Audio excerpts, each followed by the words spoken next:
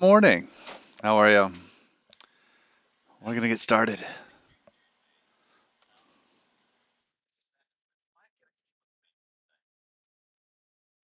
All right. So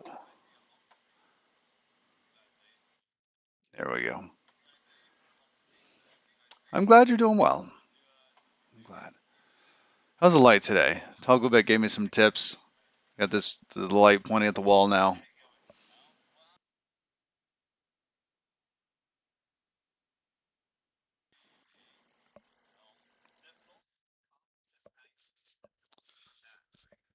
All right. Let's get going. That and I'm missing my other stream manager thing. Okay, cancel.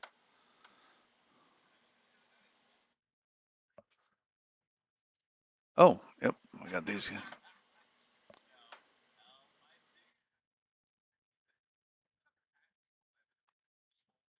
Oh, hey. In regards to that, let's see. I think it's actually my kitty preferences.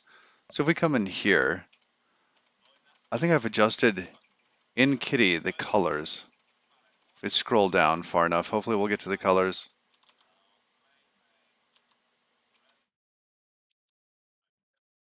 Did I not set them in here? Here's some.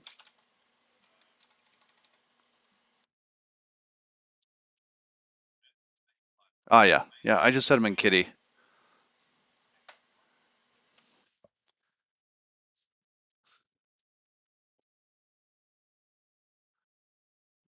So really, that's all I did. I took the Challenger Deep colors and matched them up.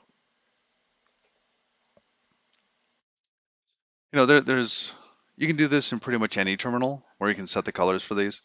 You can do this in like Alacrity or even like iTerm. They actually have easier to match colors up. Guy to see, oh, this is, color 0, that's black. Although they do describe them.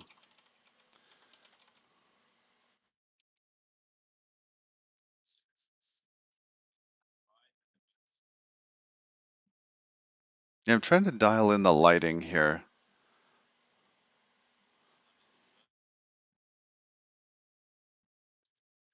Because if we come back to here and we go into filters, this is kind of the lighting at the moment. Oh yeah, and I don't really have like a big webcam view. I still left a little soul patch there. Here we have the settings panel. We can adjust the brightness down a bit, maybe 85. Oh, that didn't seem to have any material different. Oh, there it did. Took it a moment to kick in.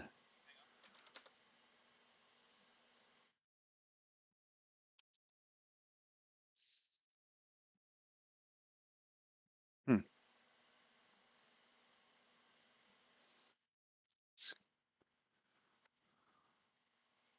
There, we'll leave it like it is for now.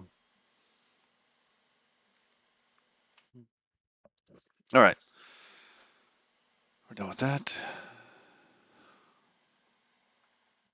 Then we should have, is that a custom hat? It is. This is a custom hat. So, custom hat, my wife made it. Um, actually, let's make another. Let's duplicate this.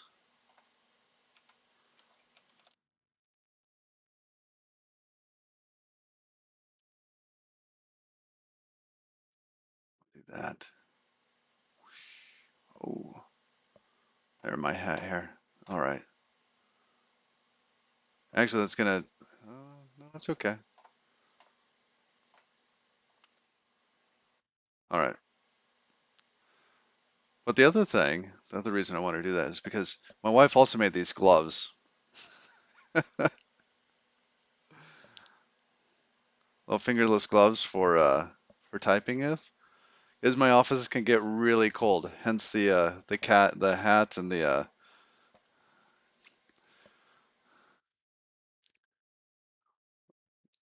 yeah, the fingerless gloves. Gotta tuck some of these ends in. The ends are coming out a little bit, so I need to bring them back to her, but they work out really, really well. Keep my wrists warm, my hands warm, and I can still type. The other gloves I tend to use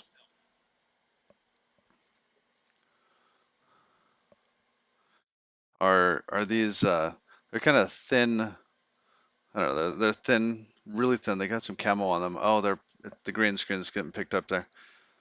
As you can see, it's going right through. That's not a tear, it's just the green. But I can type in these too. Take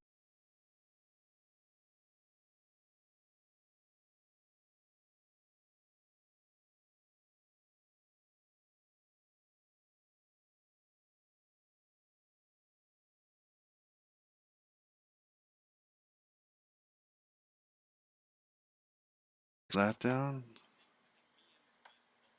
Oh, hold on. We weren't doing it this way. Now you can see it. There, it was really small before, wasn't it? Yeah. I've also got another one that she made that has the world, right? It's got the continents knitted into it. So we should just leave it like this.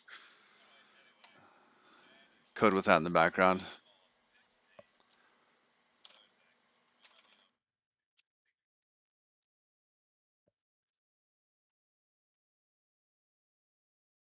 All right, let me go back to here.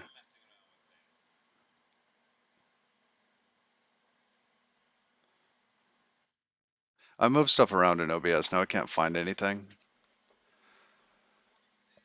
All right. And I split the chat out yesterday. I was playing around with the screen layouts. I think that works out pretty well. I didn't start up my other machine today though. Usually I do that.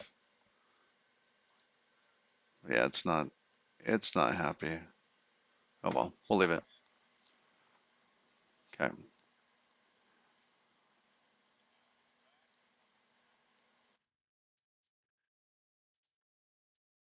Move that there.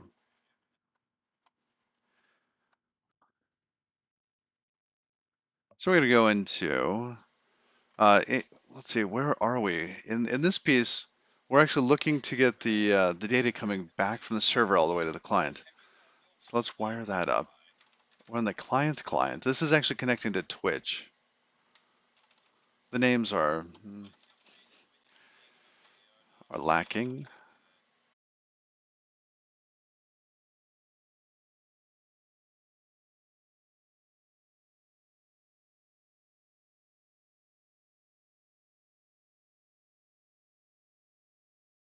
I'm gonna have to see. I'm still watching Toggle Bit over there. All right.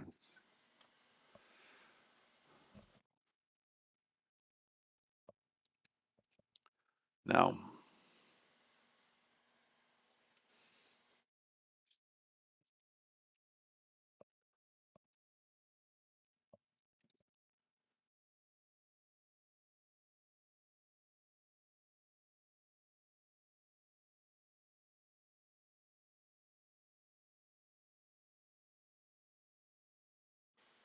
uh, I had that big mustache over winter, and there were a couple things I didn't expect. I didn't expect that the moisture from your breath would collect. Here. I didn't imagine that it would like collect in your mustache, right? I also didn't expect that it would freeze on your mustache after it collected. That is just it's just so strange. So in this here, we are going to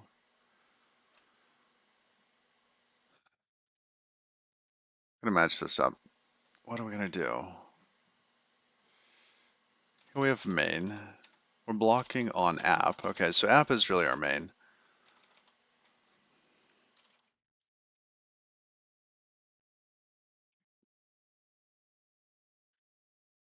We need one more channel for bringing data back.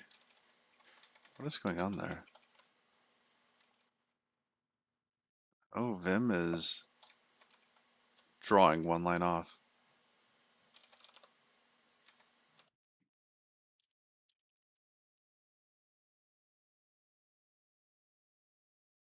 All right, back to where we were.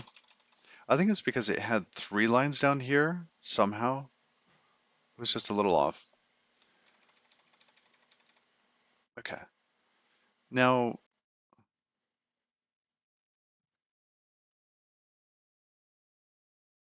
let's rename some of these because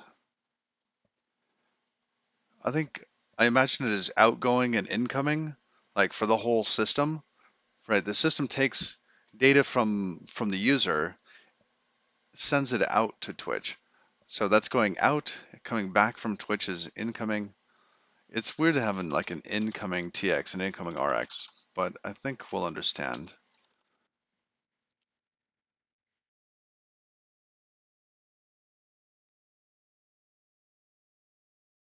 Oh, no, that's outgoing. My mistake.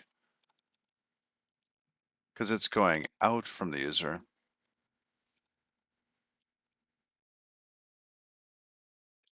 Let's just call it out. Then we're going to have in.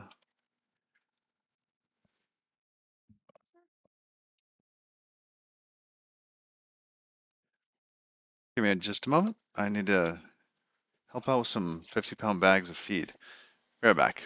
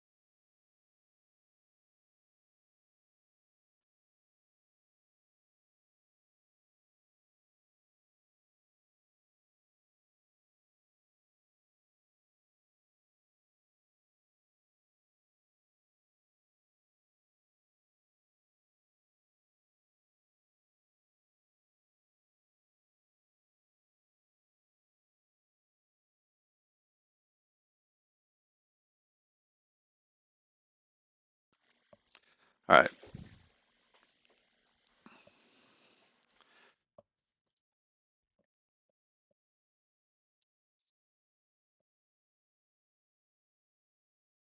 So, I'm going to rename this to in. Oh, we have our on connect. Good.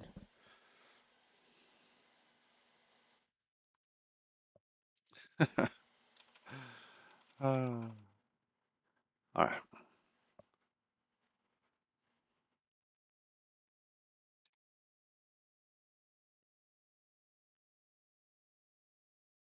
So we make our connection to the server.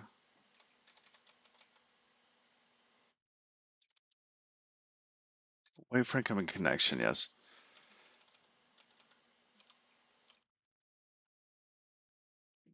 This is more of a listen. We will listen for an incoming connection.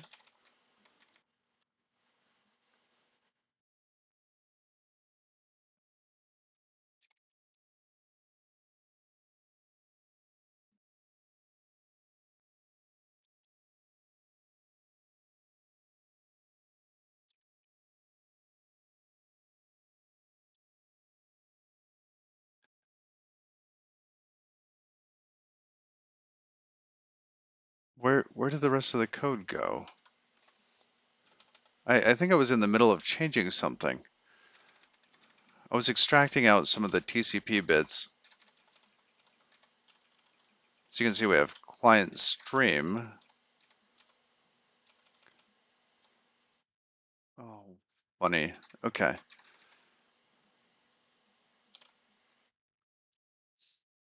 What was that? What's doing the triple at the bottom again?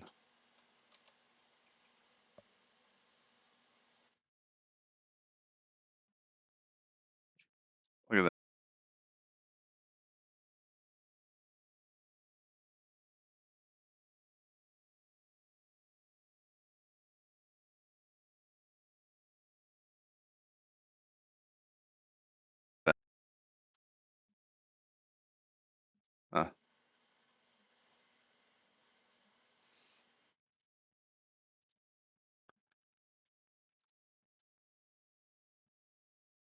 I gotta say that's gonna get irritating really quick.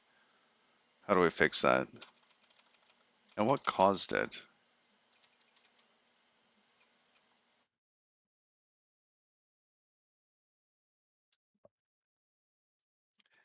It's like the bar is just off by one. It's just wrapping. Goes from there to there.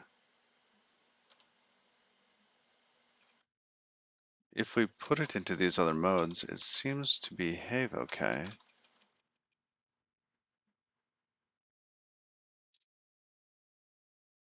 So when we redraw, strange.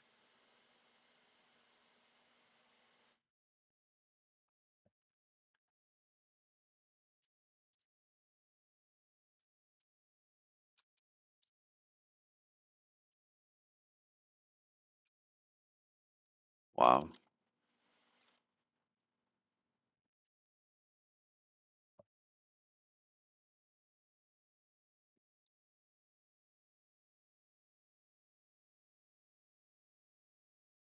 All right.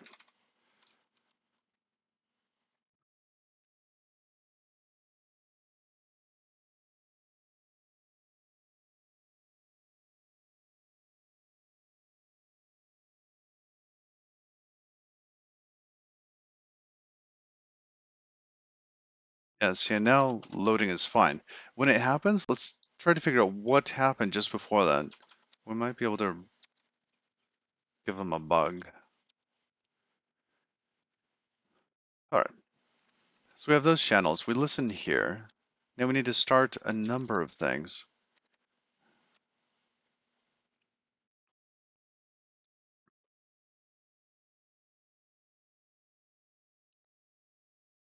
Let's be rather descriptive.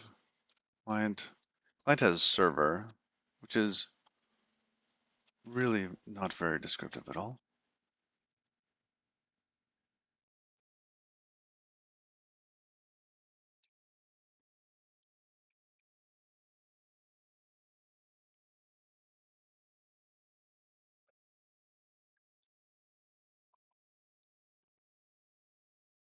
You know what?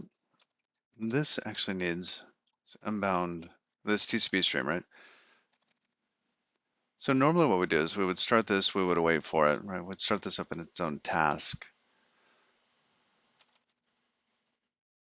But we need to split that socket so that we can read and write from it in different places.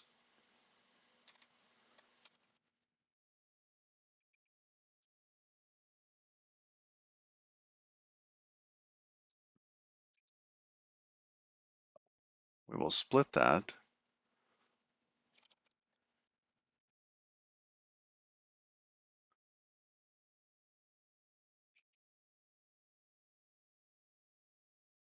into split. Yes,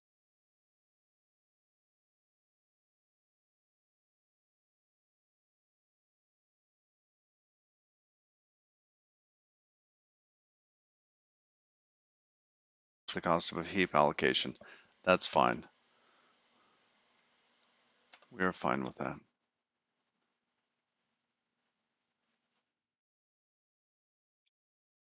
So we have read half and write half. I think this should probably go into some of the function. Like maybe we just,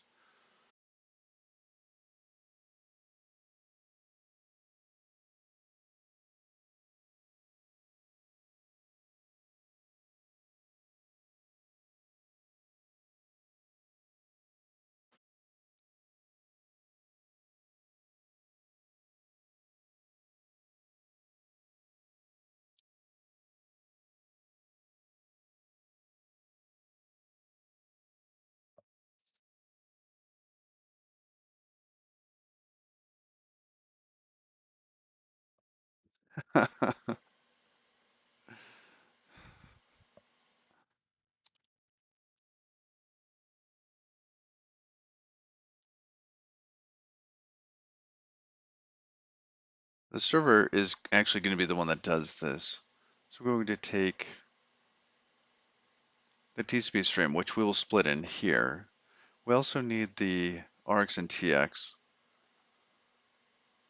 So let's take that. Stream, TCP stream.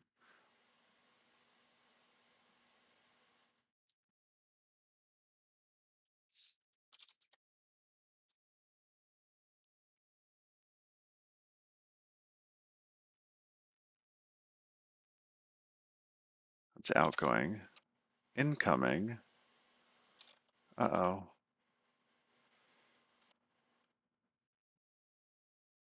Oh, in is a keyword, isn't it? Let's outgoing, incoming.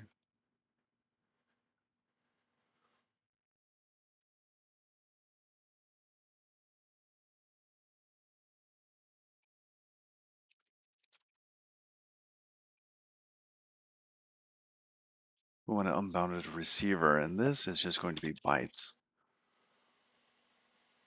Then we also need the one shot. That's it, I think. This is going to have like a join handle, and that'll have an IO result in it.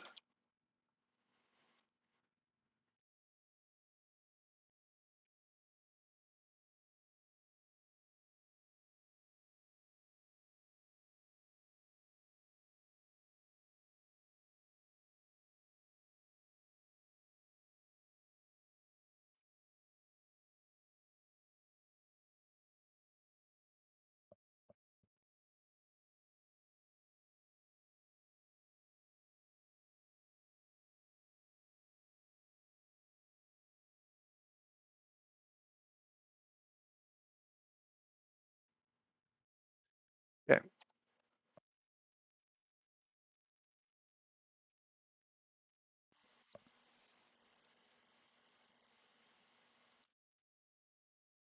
now in this case,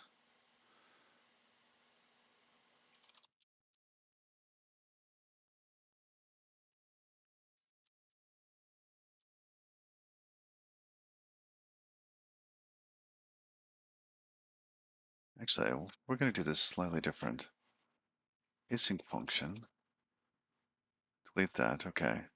This will be the public one.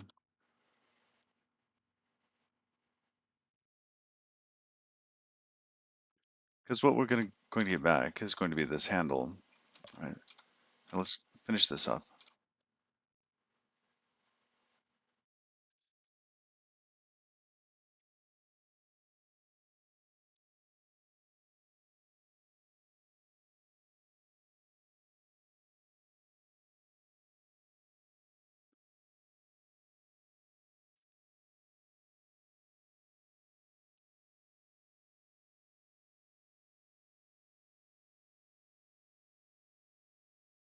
I wanted to see more of the documentation on that. I'm going to just call sender here and then await that at the end. Because normally we would put an async block in here, right? Async move, yada yada.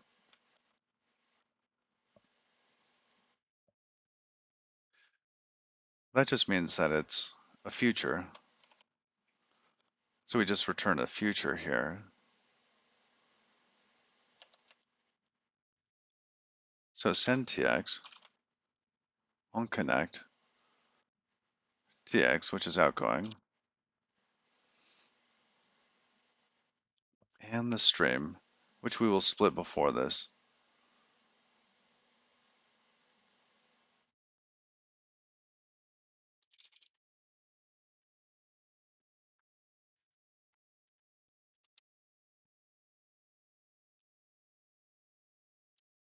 Okay, now that. Xenocron, good morning. Good morning. How are you today? We shaved the stash. It's all gone. All gone. We left a little bit here. A little soul patch. Ah, no, it's a good thing. It's a good thing. I no longer have to be like crazy cautious eating, right? There's a whole different way you eat with a mustache like that.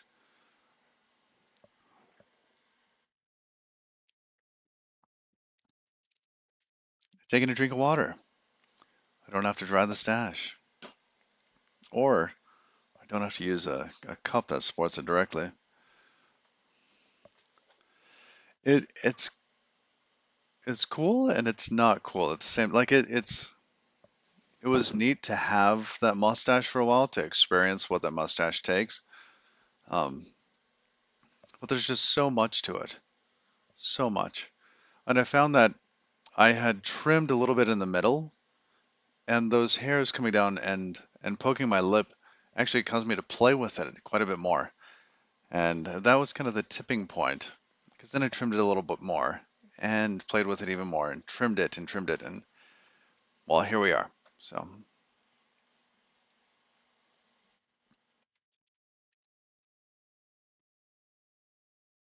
we're going to split this stream. Foo and bar equal stream dot into split. So that's the read and the write half.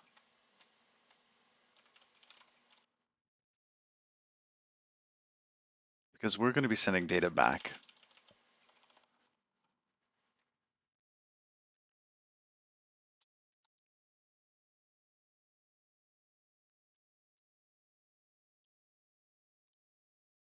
Now, this owned read half is a little different. What is a owned read half?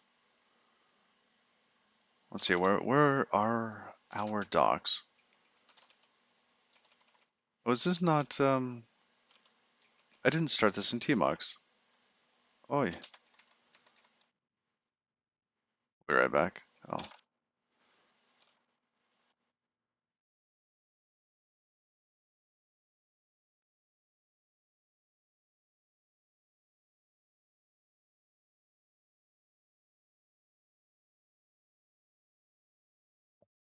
all right,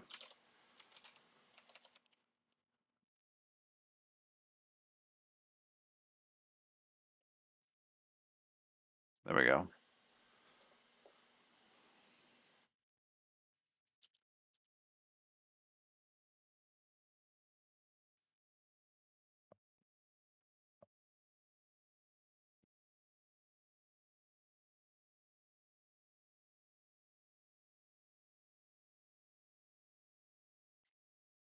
I do have a different stash I like to wear sometimes. Um, so the other stash that I really like to wear is, let me see if I can find it. Uh-oh. Yeah, we have, okay, we'll fix that in a moment. It's it's the stash that Brad Pitt wears in Inglourious Bastards.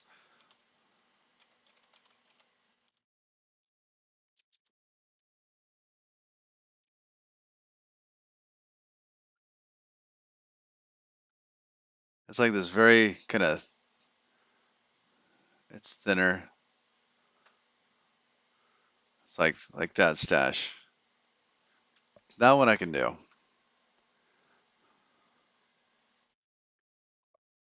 and I like that one.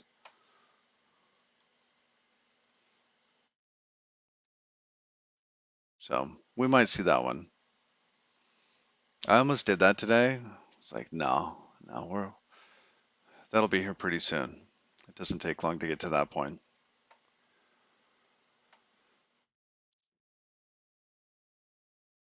All right, let's fix the errors.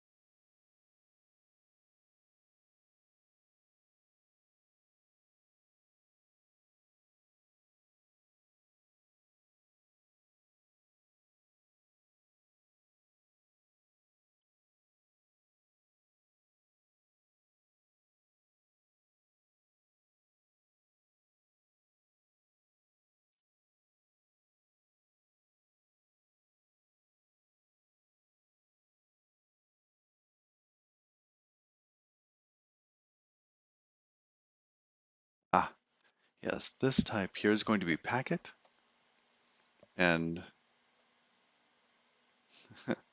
this is going to take a while to remember to go back. Full screen share the bin buffer, yes. Hmm.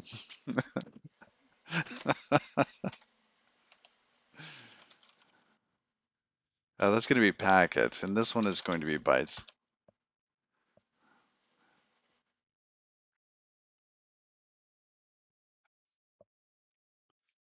We're still training pretzel, so here.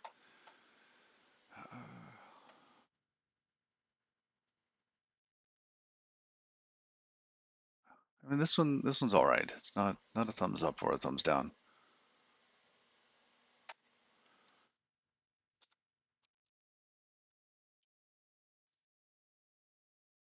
Oh, you don't know what that is? Bytes, bytes, yes.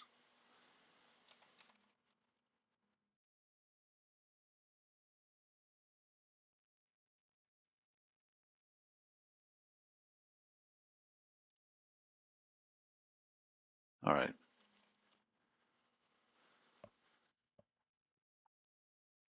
Read, read, read, read. Yes, the type is different here. What is owned read half? This is the whole point. What were we doing here?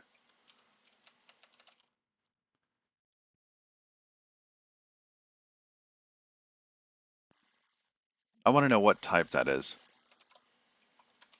or rather what traits it supports.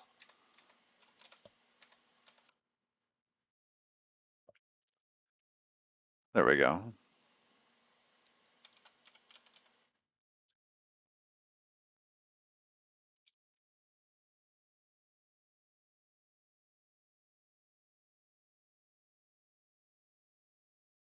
Okay, so it's async read.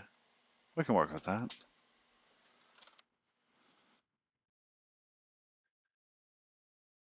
Anything else? Debug.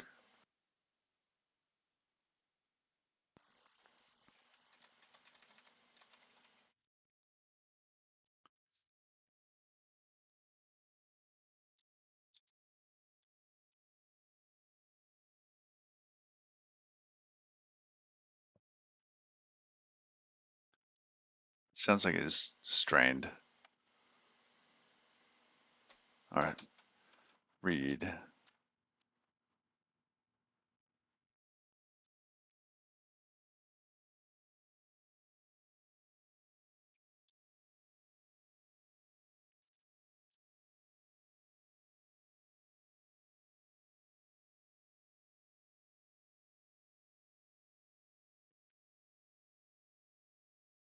Yeah, the Tokyo one is different from the Futures Light one, just barely.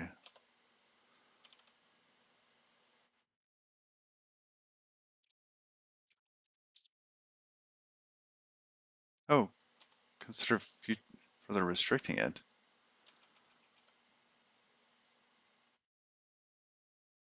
Ah, yes,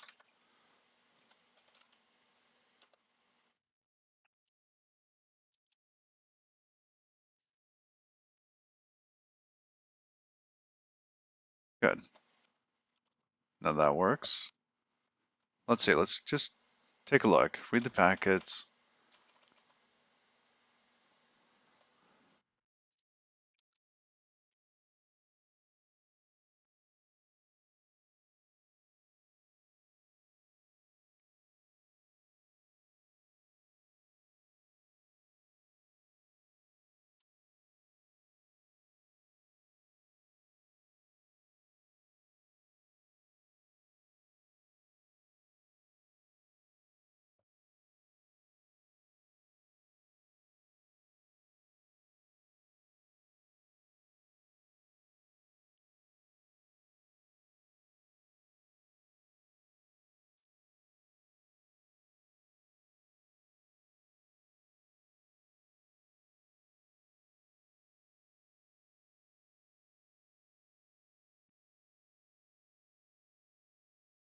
Size could be just the payload size. All right.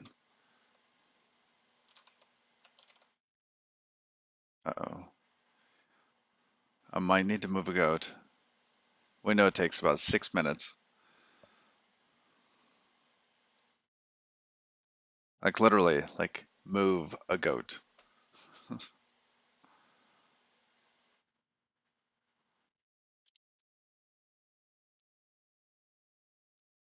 right. I'm gonna go ahead and just preemptively say I don't think the goat's gonna make it into the milking stall without help. She did in the evening.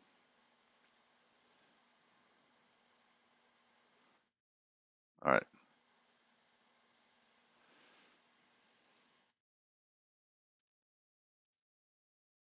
Now this is 6 minutes. Moving a goat. I will be right back. Yes. Moving a goat intermission screen. See you shortly.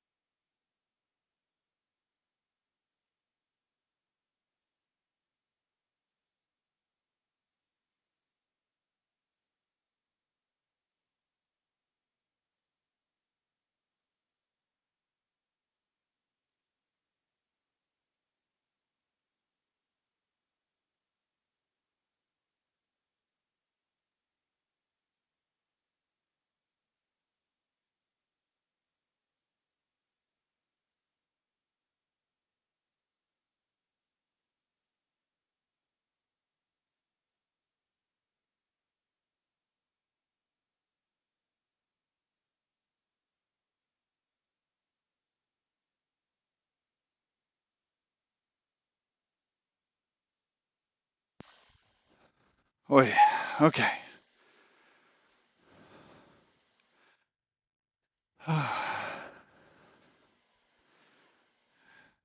It's a little jog out there and back.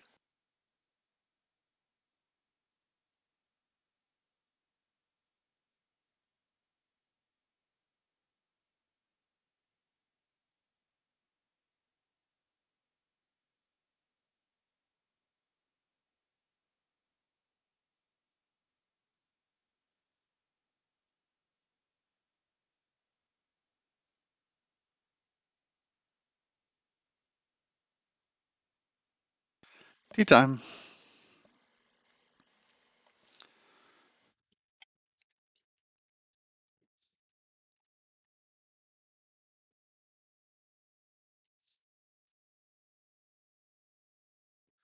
Yeah, I gotta get some better fencing up. Thinking about buying, I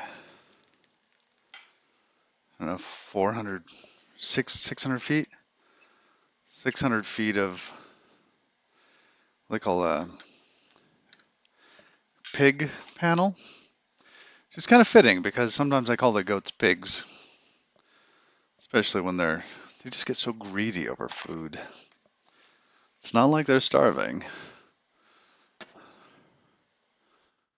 In fact, they could probably lose a little, especially guys. So,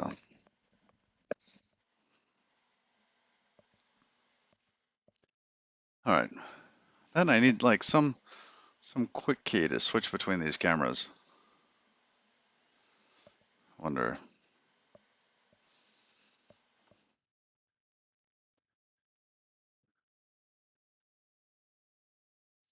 There we go.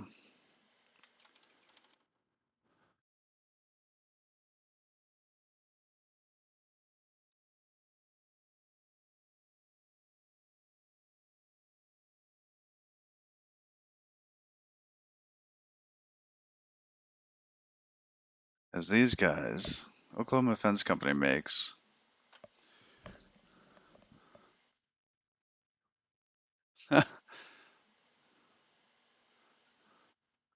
Maybe it's not this one. More products? No, it's not this company. But basically, there's a company, I think it's OK Fence,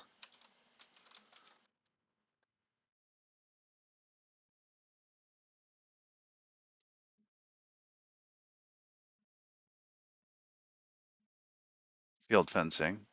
It might be this one.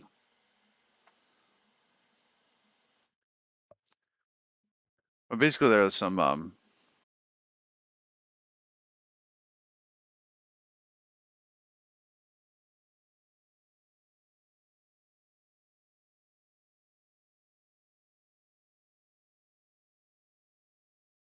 amazing.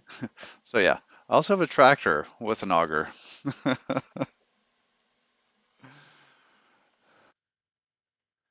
um, but yeah, it's not actually any of these. It's not this one. Let me see if I can find it.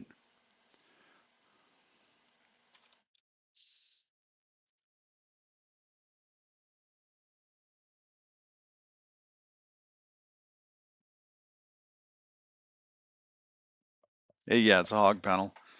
Um, because sometimes, well, when the goats are little, they can get stuck in the fences. And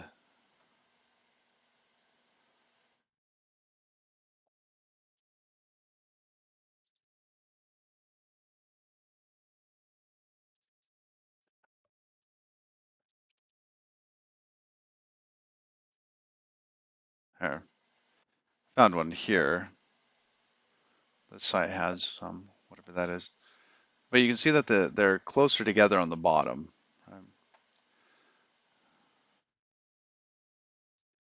I think this has four different gap ranges. So it's like tight 2 inches at the bottom, right? Then it goes to 3, then 4, then 5 and 6 inch gaps. But even if I did this for their fencing, I would still need to add like a netting or something above it because they can jump this. I think the old adage is um, in order to, what was it? If your fence can't hold water, it can't hold goats. So, but yeah, I'd like to have one where it's tighter at the bottom so that we actually get the so the little goats can't get out and get stuck or get separated from the rest of the herd. And also I would also like to use it for some of the garden because having something like that, it's going to deter some critters that live around here, but it's not going to stop them. It's not like a rabbit's going to be like, huh, you got me, 2 inch, I can't get through the 2 inch. No, just whoop. So we got like voles, etc.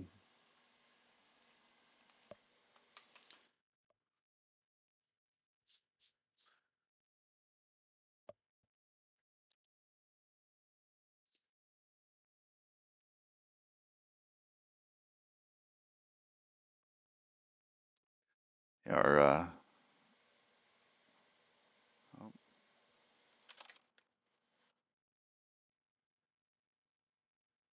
where is it? Sorry, one more thing, just checking my schedule.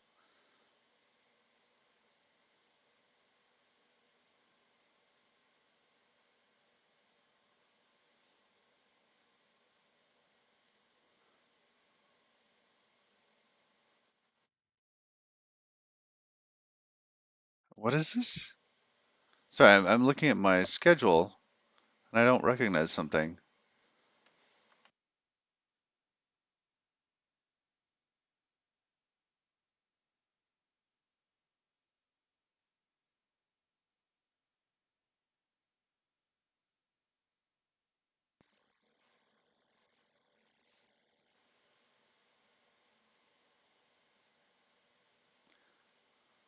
That okay, I don't know what that is.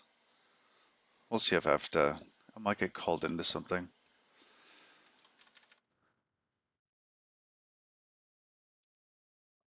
All right. So in this case, data is getting sent over TCP. It's been packaged up already. We're going to take that packet, put it into a buffer, and then send it to Twitch after a delay.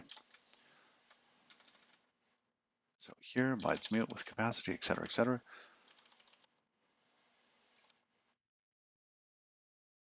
Yes, when we actually receive data, we will signal.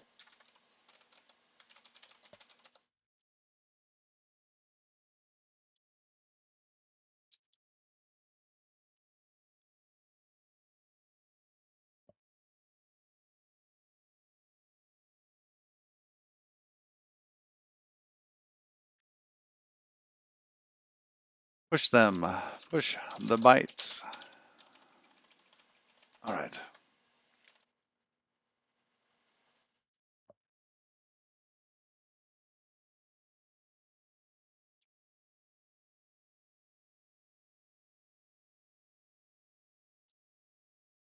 all right. That looks pretty good.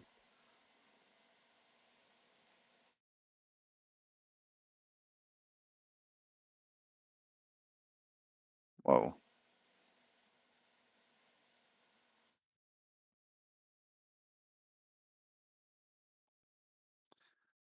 All right, so here we go. Got those, that all looks good. Now we're gonna climb back up a little bit to this point. We actually have to get something else going where we read some values and send them back. Um, Now spawn, we need to keep the result of this. Yeah, that will be a join handle, but I don't think we want to return a join handle here. We want this to simply be a future. So let's save this.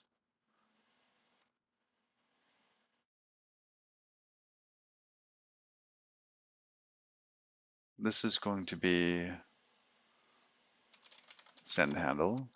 I don't know, out handle?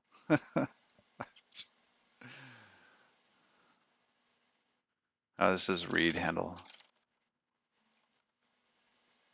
All right, now we're going to have write handle, Tokyo, spawn, send RX. And this is just going to take the incoming streams and the write half.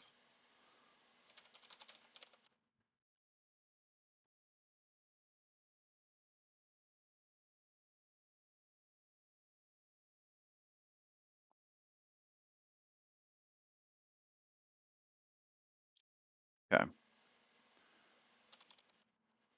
Futures light. We want to get race. What is it? Future race.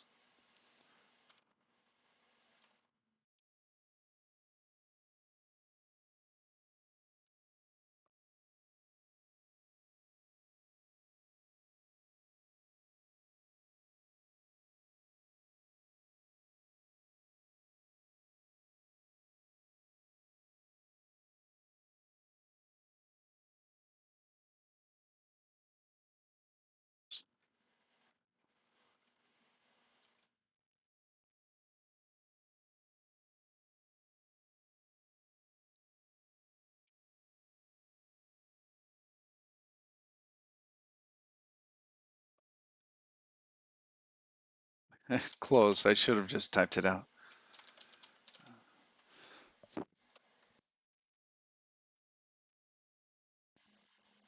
All right.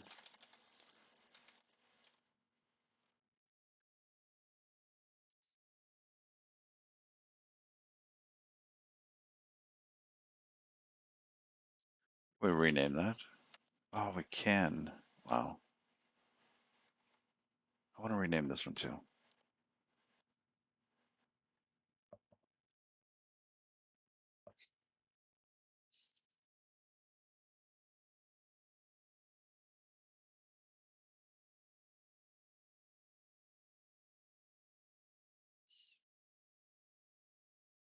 All right. Now in this case, we will just take these bytes and directly just dump them onto that stream.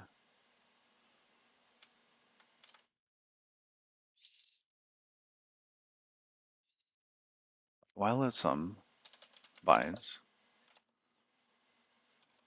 tx dot receive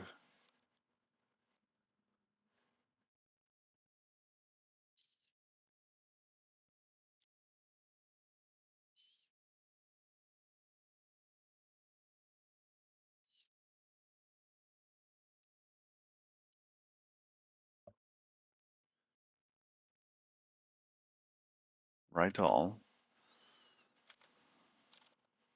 It doesn't need to be mutable.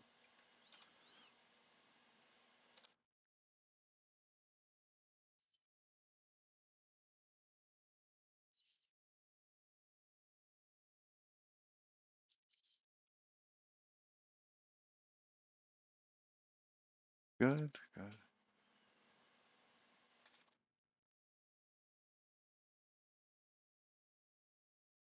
Oh, async write is not on. Oh, that's futures light. I grabbed the wrong one. Futures light.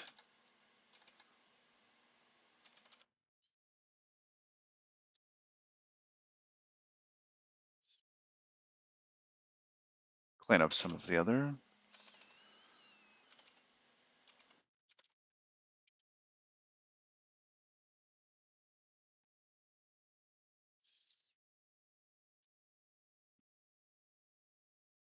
There we go. And what is the difference between the Tokyo async write ext? Let's see. And the one from futures.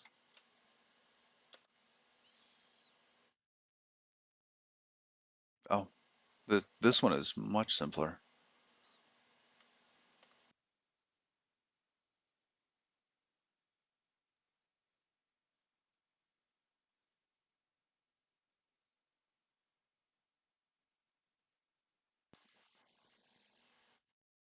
All right. Now our return type is wrong.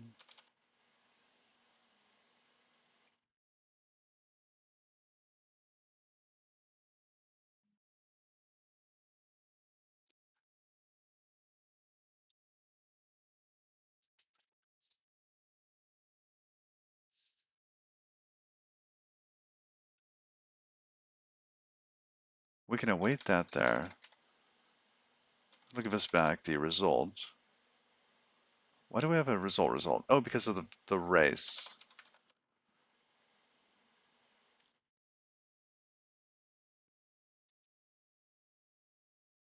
Let's take out the join handle. There we go.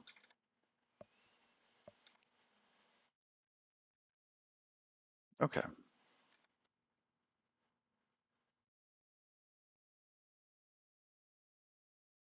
Function is never used. That's because this one is never used. Let's go wire that up. Let's go back into server main. Here's app. Okay. No, we want client main. That's better. We're not going to do the split. Not there.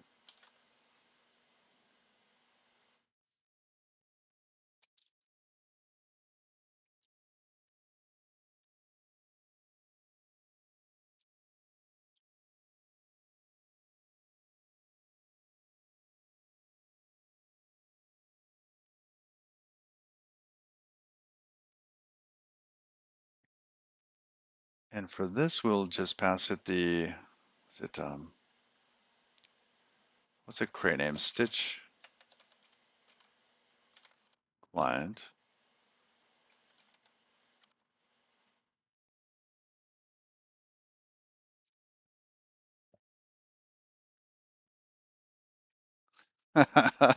Yes, yes, we have shaved. It's gone. It's gone. A little bit of soul patch left, but that's it.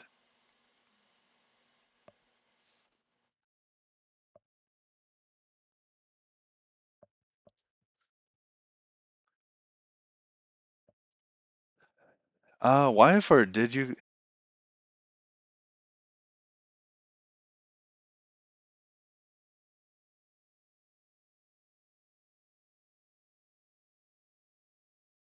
want to trim it after a week? Or if I want to remove it, then I'll do it. So there we are.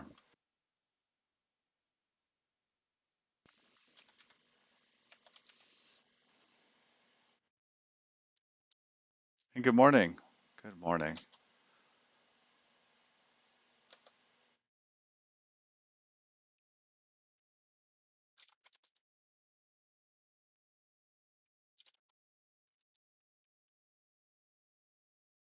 Oh, interesting. I'm doing these two things differently. Oh, you got a new keyboard. Annie Pro 2, huh?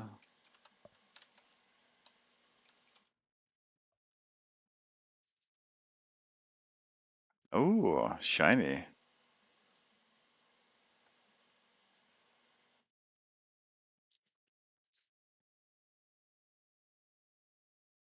Nice. Yeah, I'm still in the old, here's my keyboard.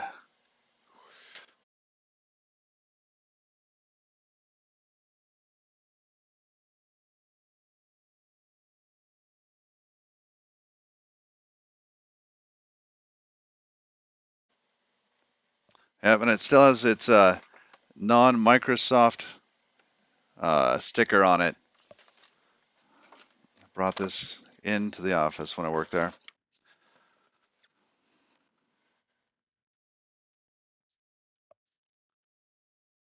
You posted pics on your Discord? It's so tiny. Yeah, for me, having the two separate wells is really good. So yeah, something in the wrist, having to move your elbows in on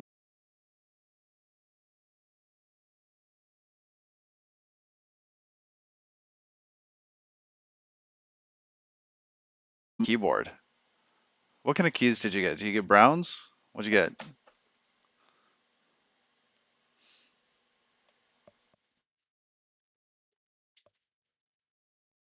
They feel nice? After a decade of using this computer, I don't know if you can tell. Well, I've stickered it, but the keys are polished because of my fingers, right? You can probably see all the crud that's in there too. Great stream material. You can see that reflection from the light coming off there. Oh, browns. Yeah, yeah, yeah. Nice. So I have polished them with my fingers. It's a lot of hits on those keys.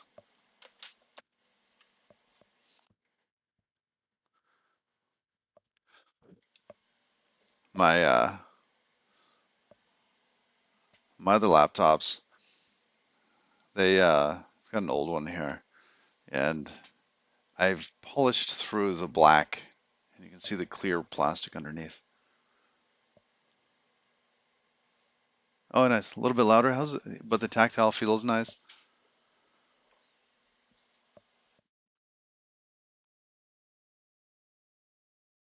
I had an ancient, what was it? It was a compact keyboard from forever ago. Had the big socket. I connected that to like what is it, a 9-pin thing? No, it went from the big socket down to a smaller one, right? And then that to a USB. So it was just like dongle on the back of the computer for this ancient compact keyboard that I just loved.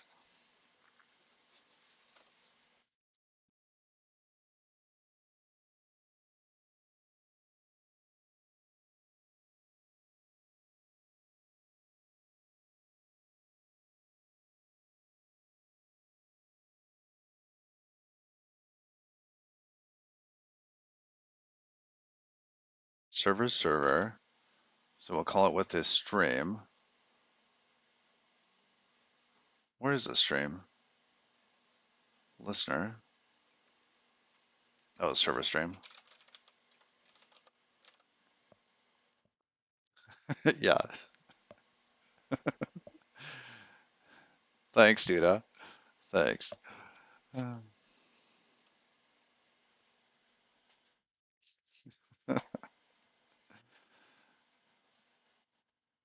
Morning, drifting off.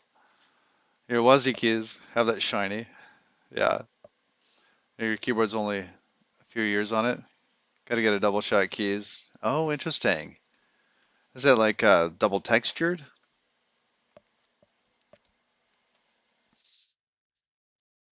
The other thing I like about these is that, here, let's go back to quote unquote big head mode. You can just grab these keys and like take them off, which is just, you can see that these are browns. Let's put that back on there.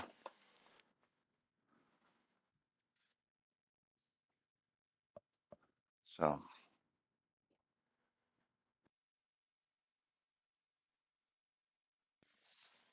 I'd like to get some that don't have the paint on them. Like they don't have the stamp on them with the letters, because I feel that, and I feel that I'm rubbing it off. So after forever, the D key, and big head mode again. Well, part of the issue with these, you can see there the D is rubbing off, and these are shaped in a slightly different way, I think. Yeah, these have a different shape to them. Now, so I think that the shape of these might be specific to the kinetics or the kinesis.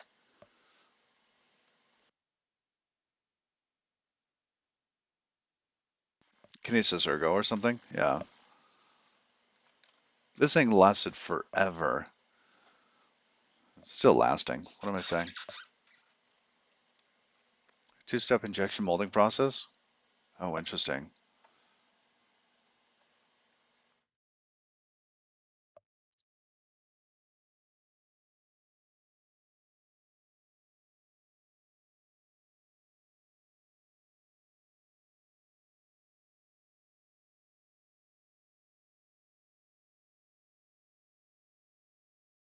Then my mustache doesn't hit the mic anymore, which is nice. All right, let's keep going.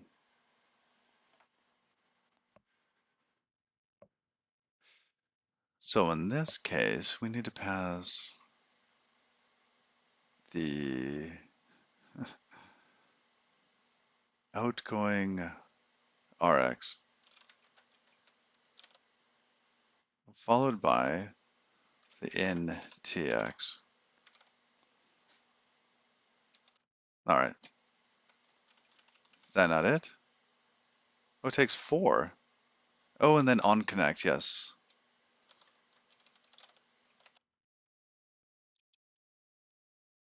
On connect TX. Did I swap these? I did.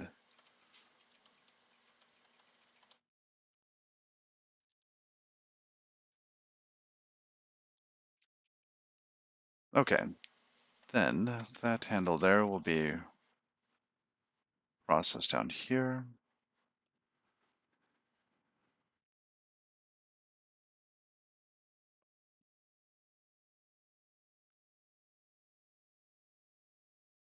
Let client handle is going to be equal to Tokyo spawn client client, and this will be client stream followed by 2 things, not 3. In this case, we need out Rx and in TX, the opposite of that above.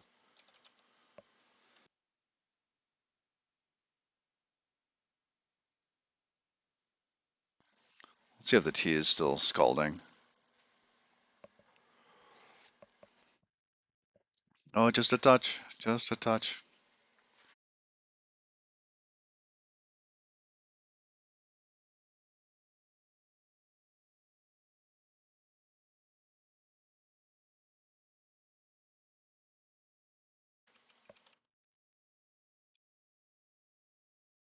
Args delay, there we go. One-shot receiver for that. No, we don't want that. No, we already took care of that.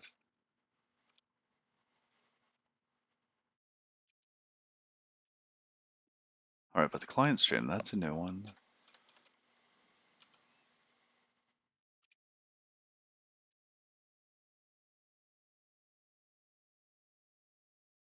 Yeah, we can get rid of one shot there.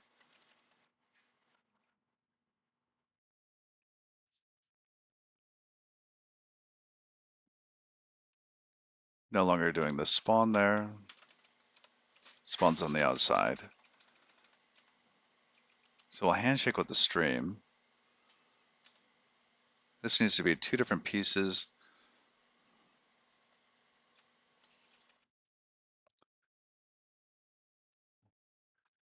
Let's build up kind of the client RX, client TX here. Async function client TX. This is where we're going to be sending to the server. And the handshake has to be done before we split the stream because it needs to read and write.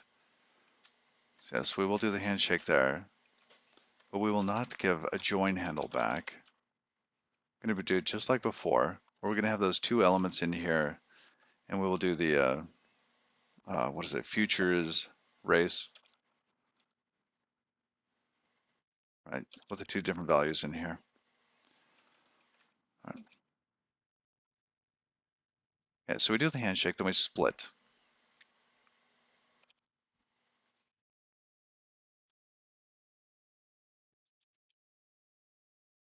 Into split, that's read and then write.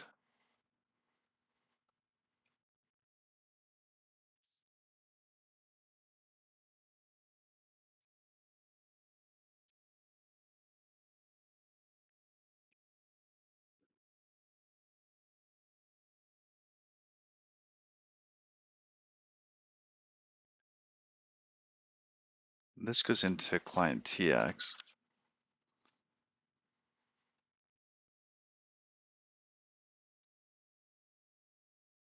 And what do we need here? We need the writer.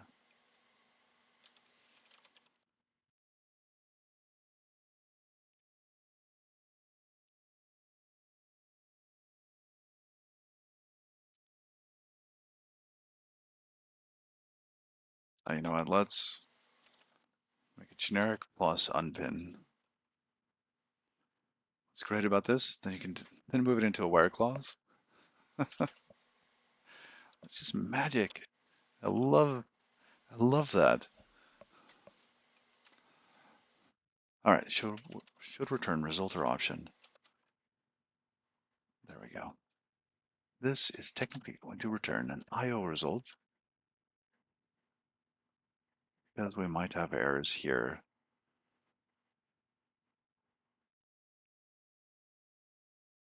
Now this is for write all.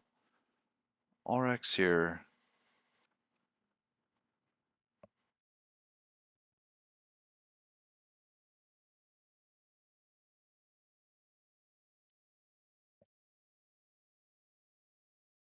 That needs to be mutable.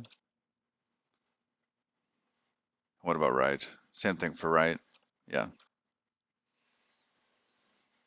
All right. There's that. Really simple, but it'll clean up.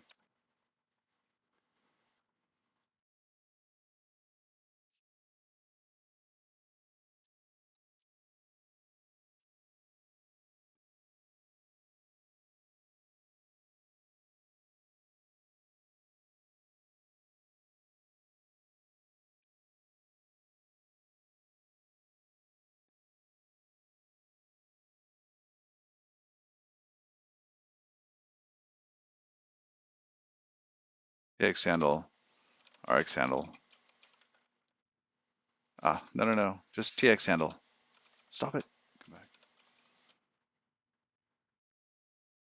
All right.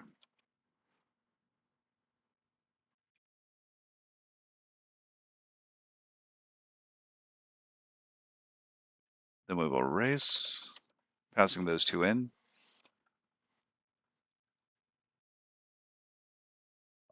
Await that. Okay.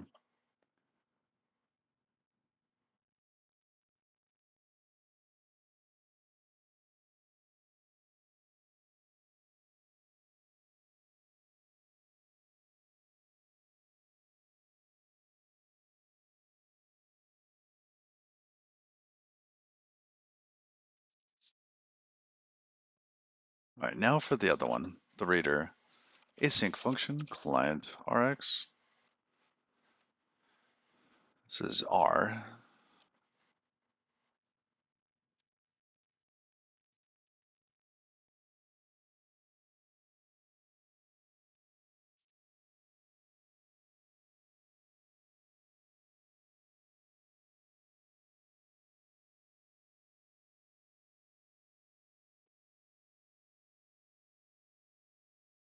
Does this need to be readable? Mutable.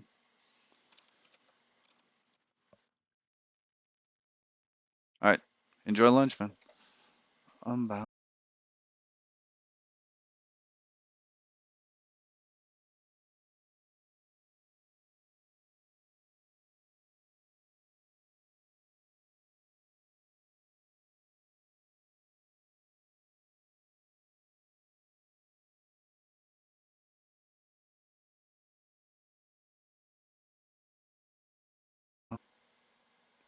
And thus far, I've been thinking this is just going to be opaque.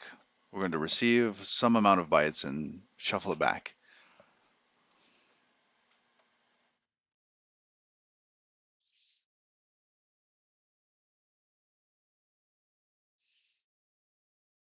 Resize some windows over here.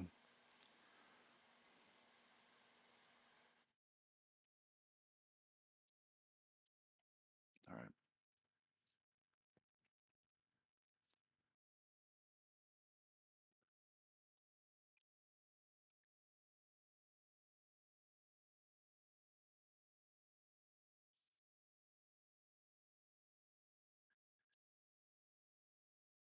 So in this case, we either do the parsing like we did before, in order to be able to tell how big the packet is and to be able to send it all in one chunk, or we just say, hey, we're looking for 4 kilobyte chunks.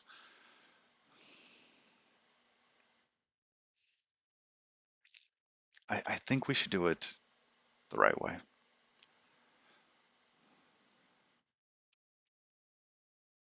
That also means that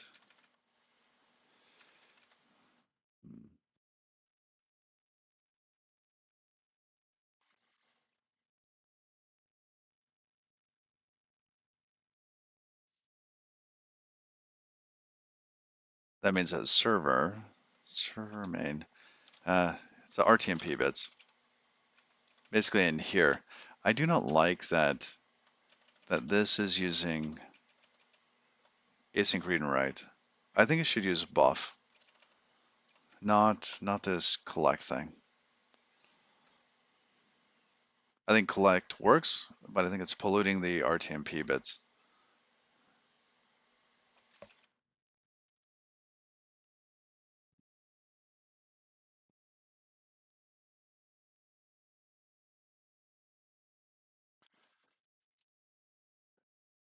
So we either change this up so that we can go to and from bytes with this,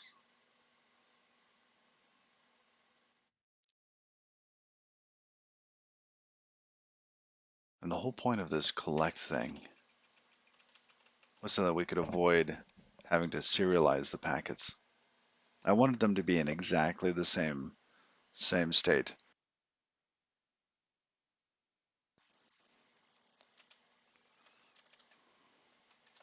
So if we changed this to be a buff, this would be fine. We would just use the collect on the outside, and collect would impl buff.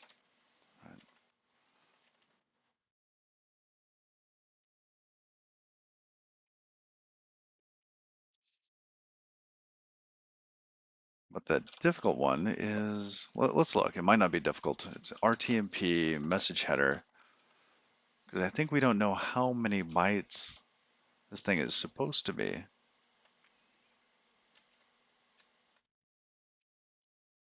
It's parse one, yeah. So in this state, we read 11. In the other state, we read 56, and here 24. So we have to know how many bytes to read before. And we can do that. We can just put that on this other kind. So we have these 0, 1, and 2. So whoever's calling this parse has to know what this format means.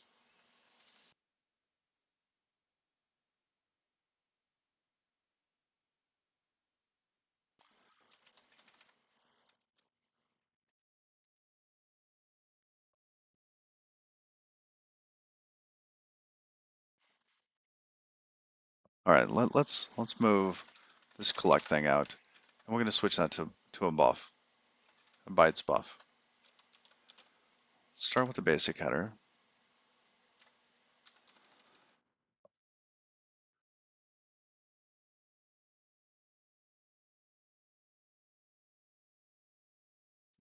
Or is this called here in main? So instead of passing that in like that,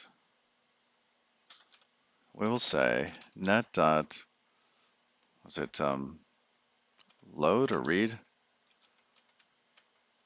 Yeah, the amount.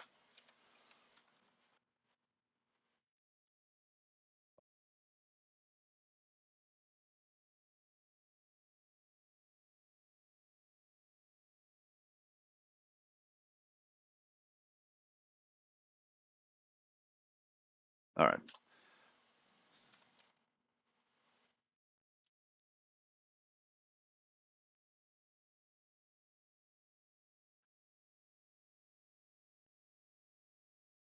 And we have parse here. Parse is then going to take something which is a buff.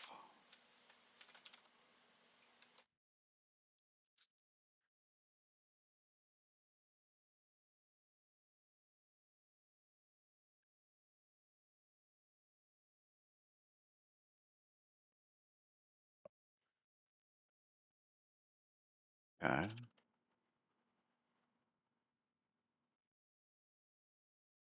Yeah, we'll get rid of that line.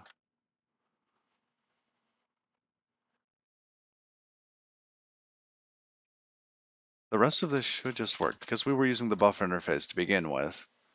So that's good. Probably going to break our tests. That's fine. We'll come back to that. Because we have to do collect.read3 here as well.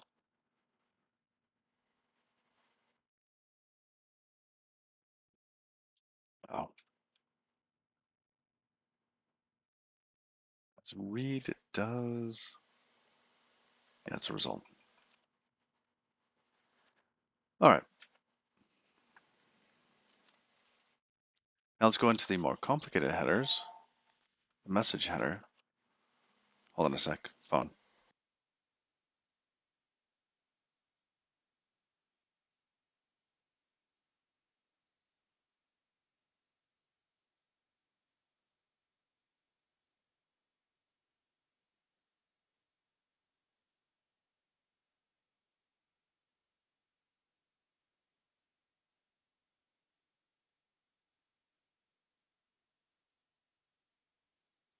And we're back. Just one of those robo things.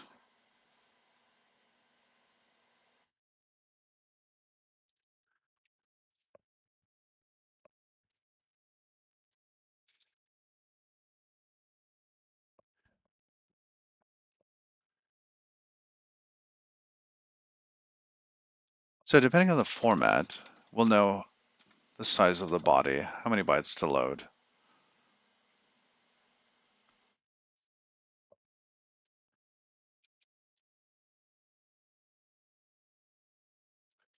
So parse one, let's go to parse 0. That takes 11.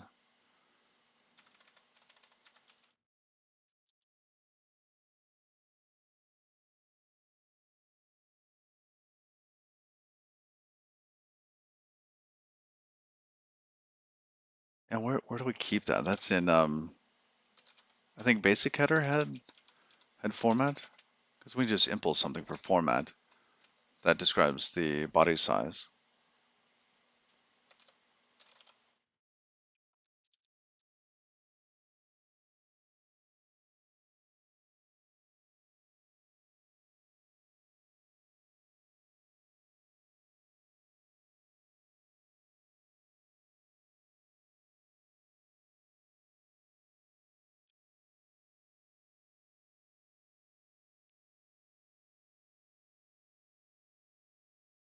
We'll match self. Oh, no.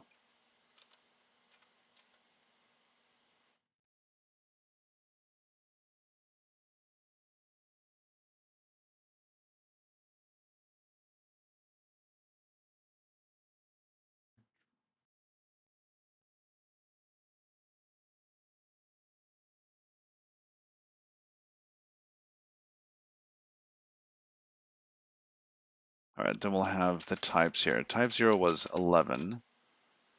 What was type 1? Pub function. There we go. That was 11.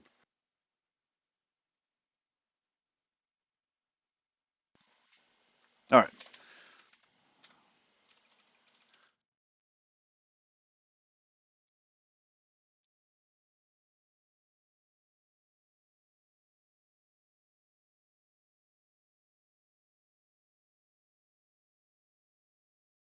Gonna rename some of these. Buff.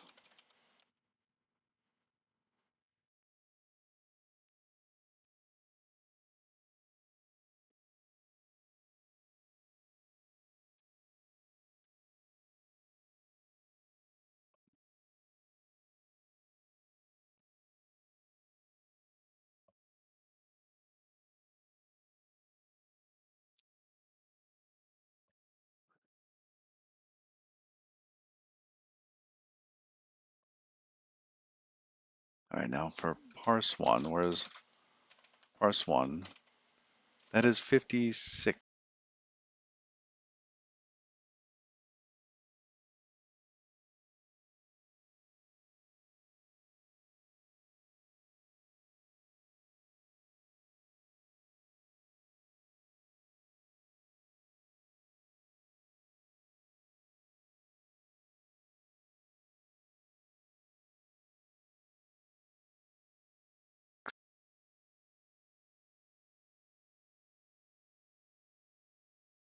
All right, now parse 2 is 24 bytes.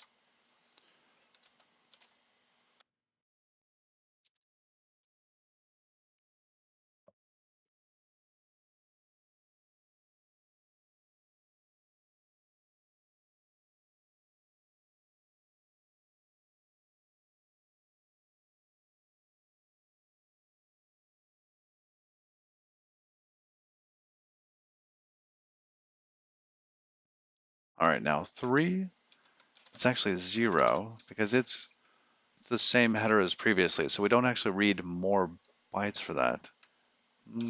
Let's validate that.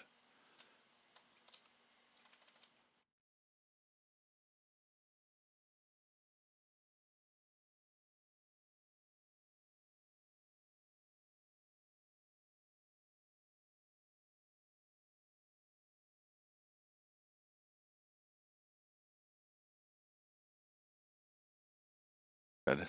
Now we can use that over in main here, where we got to parse this. So we need to read again, but this time it's going to be basic header.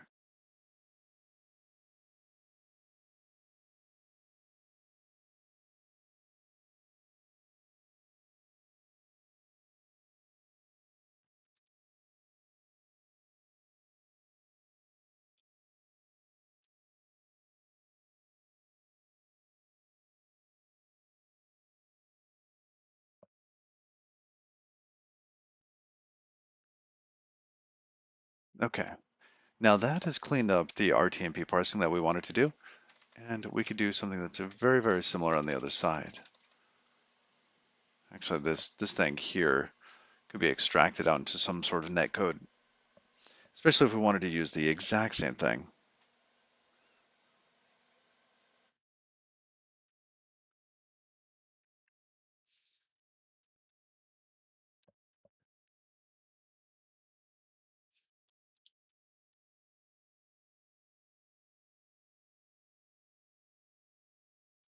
Okay.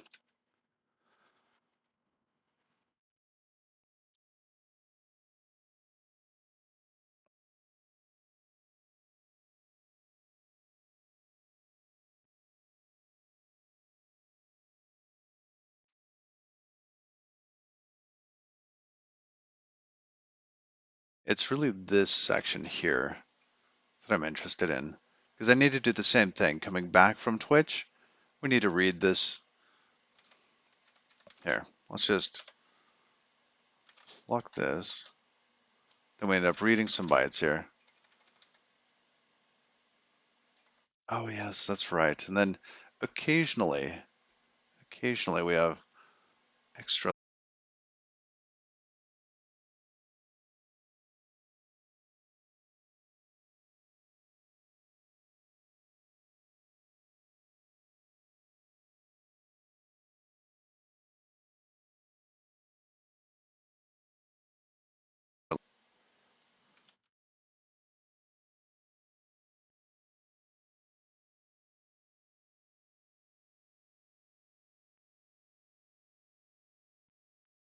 We're not dealing with extended time here. I don't think we have to. Maybe we are in here. Oh yes, yes, yes, here.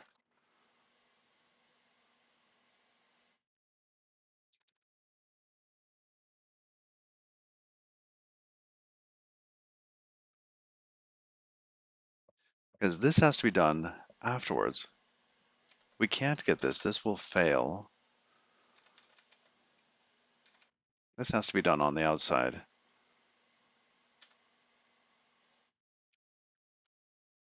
Because we didn't load enough data for it.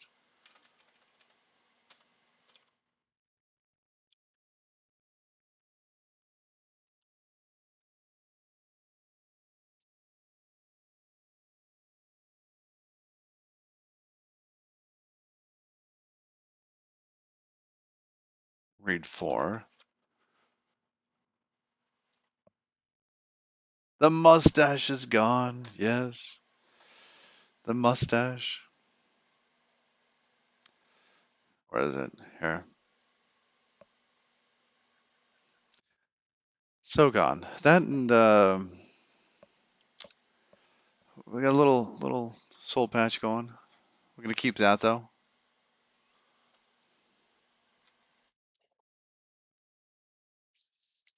The mustache will be back. Yeah. The next one we're gonna do is, let's see, do we still have the tab up? No. The other one I could do, the most iconic, I think, instance of it. Like here, let's do the American Mustache Institute.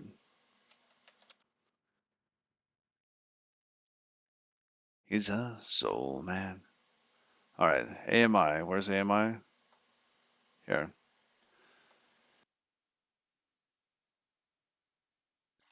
All right. No, I don't want the Facebook page. Why would I want the Facebook page?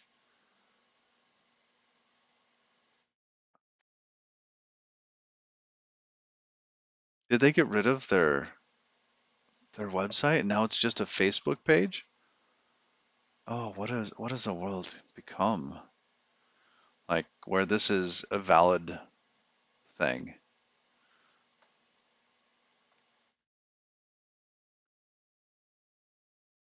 Like they used to have all sorts of things about the different kinds of mustaches.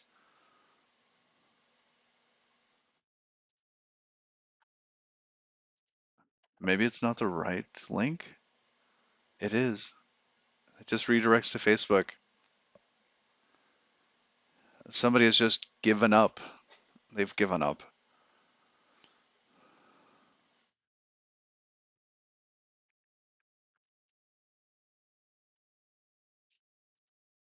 See, that's gone now. Yeah, it's all just dead. That is disappointing. That's really disappointing. Um, okay, where we were going, because they used to have this beautiful page that described all of the different mustaches.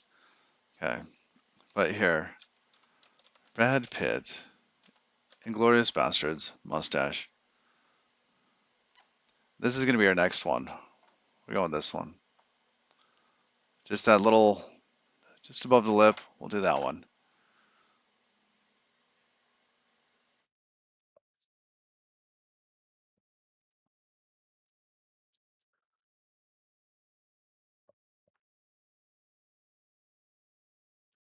So expect that in the future. It's not too large, right? Keep it trim. Go with that one. So, all right, now let's get out of big head mode here. Go to little head.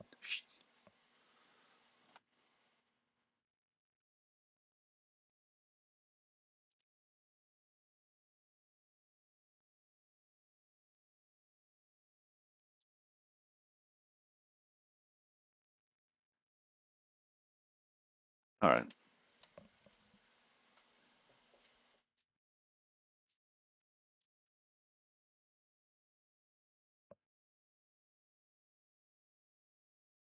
You know, I am just really missing the funk today.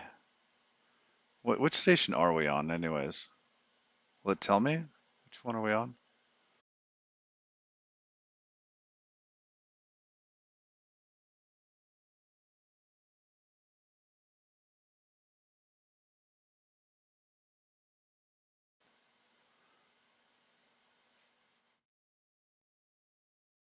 R&B.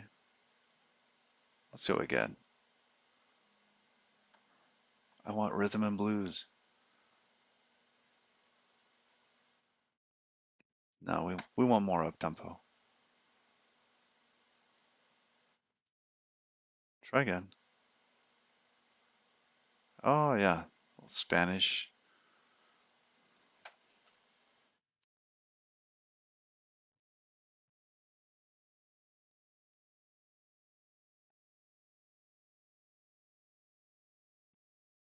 All right. I think that this section here could actually be extracted out now because we're going to need the same loop for reading from the client. When is yield coming to Rust? I really want yield.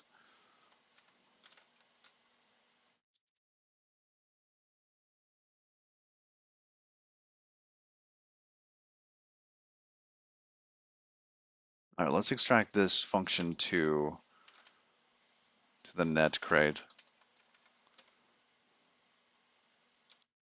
A little bit more packet timestamp.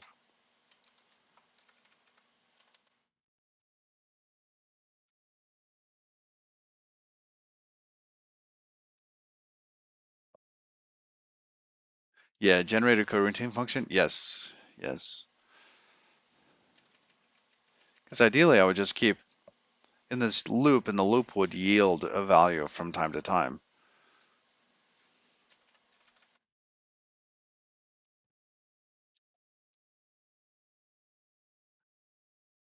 Yeah, this one's a little too romantic.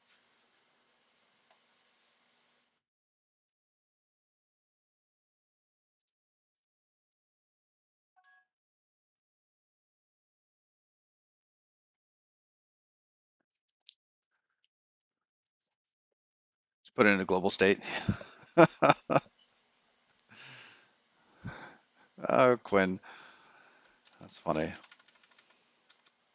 I mean, what you would typically do in Rust now is toss it in a channel, right? Say, hey, here's a channel, here's a value, and something else pulls it out.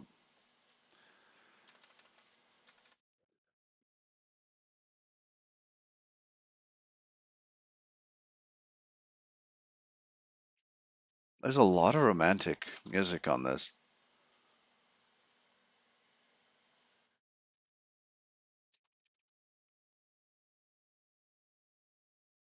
I guess that goes with like hand in hand with music, right?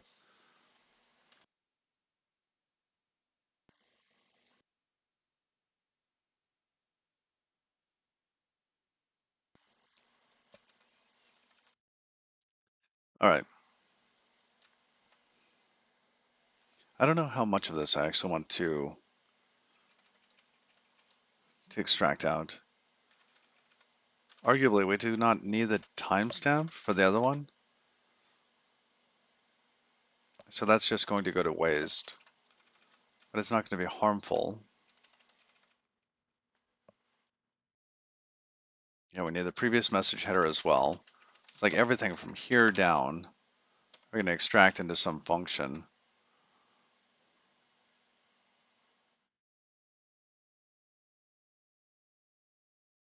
And then what's that going to do?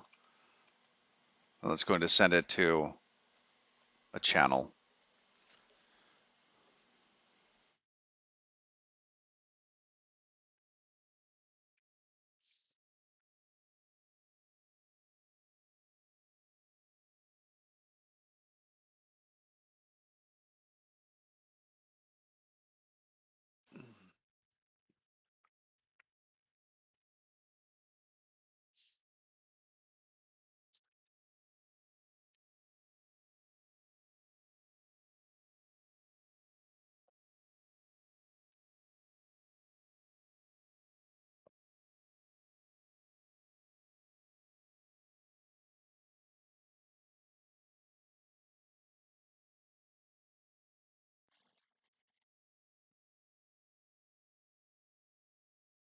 Because maybe this sends the timestamp. Okay, fine. We'll just do that. It just means we're now doing packets on the way back too. Net source collect. Net lib mod. So yeah, this should just be some sort of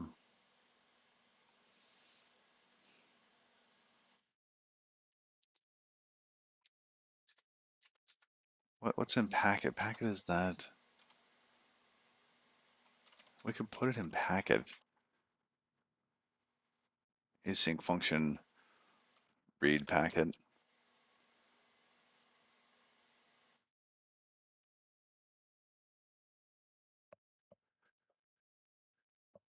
Yeah, let's do that. Then basically it just reads the packet. We have a little bit more state that we need to keep though.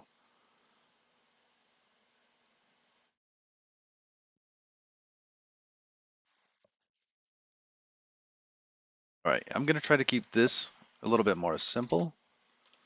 Pub async function read packet, right? And that's not going to return I guess, okay, yes, it's going to return a packet. But if we do that, remain, then we have to adjust the timestamp and we have to be able to pass in the previous header to begin with. And this net here, this thing I think could go in because we're doing bytes pretty accurately.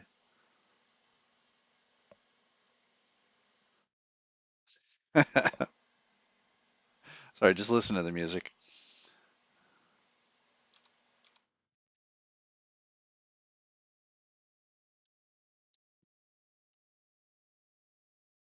We'd have to have that on the outside for each instance of this.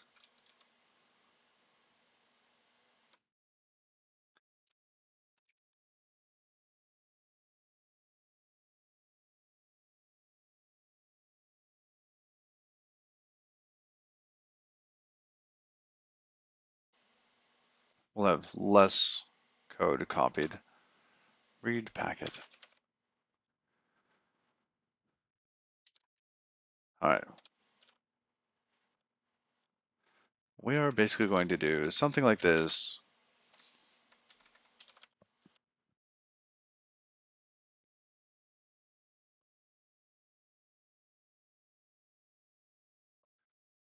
We will need the previous message header. That also means we have to return it.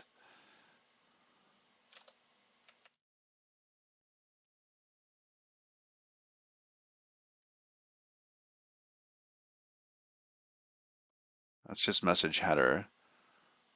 Then we also need the reader.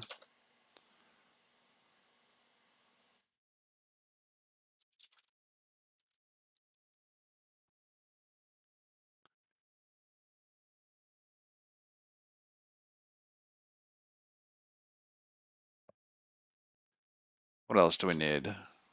That. No, we'll use that. We'll use that. Oh, it's an option to that. Her range is like this big. She's like sitting in like the same, I don't know, octave. I mean, maybe it's just this song. All right, where's message header?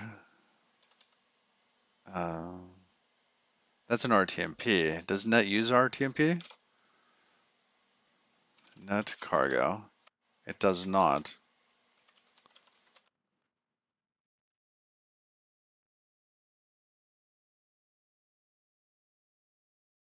Let's sort that.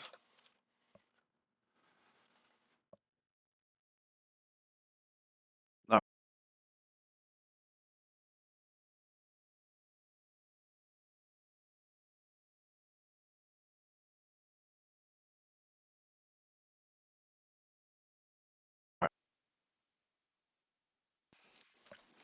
that and the VODs no longer have music.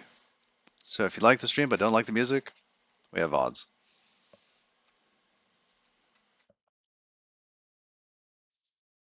And that you can also play it on high speed, which I love to do. Watching coding streamers on like 2x, one and a half, you can still hear what they're saying.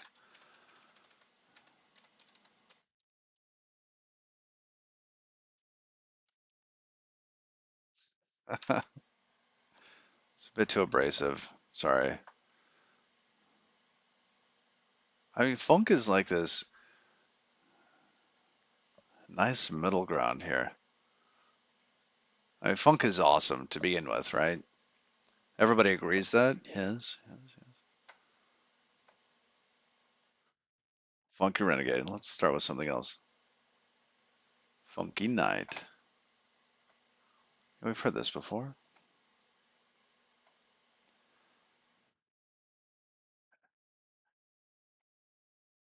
Here, we'll thumbs that up. Okay.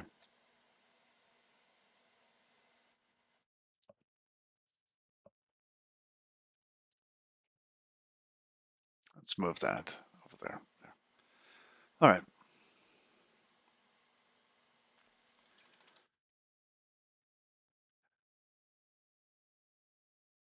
Now this here, this, this I think should be the responsibility of the receiver. The problem though, is that we do not know whether or not, see, this message header gets lost within the packet.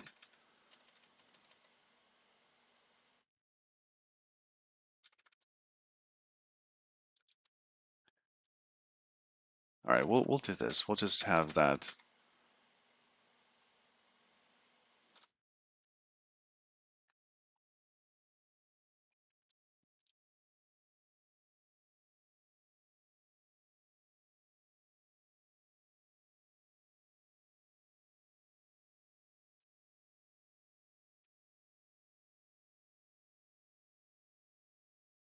I want to look at it. Oh, wrong one.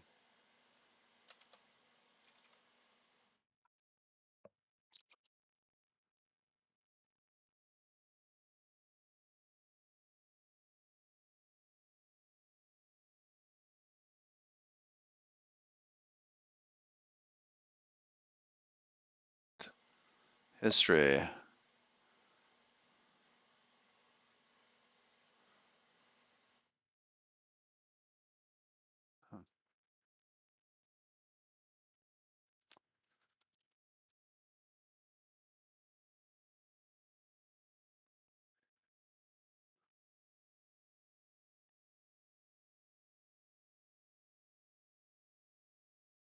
Packet structure, blah, blah, blah. Yes, we've already been through there. Control structure. Yes, we have not done any of this. We're not going that deep into it. Not looking into that. We looked at the handshake. We got connect all done. Okay. I think we have to actually look at the protocol, which is the earlier one.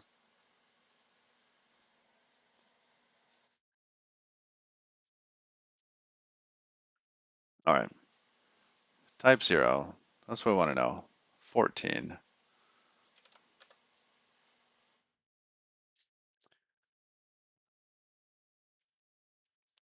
This type must be used at the start of the chunk stream. And whenever the stream timestamp goes backwards, I don't think this is ever going to happen for us.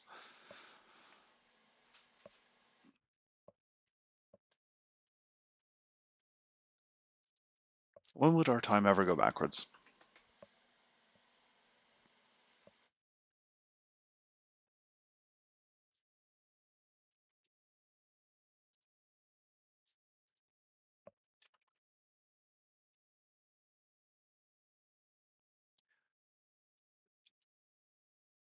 And what I'm wondering is, does what? Okay, so what is it? This here is like the absolute time from the start of the stream, right, in milliseconds. And what we're doing is we're giving this the ability to jump backwards, which I don't think we're ever going to use, but I would like it to be more correct. So maybe, can we just have message header not use deltas?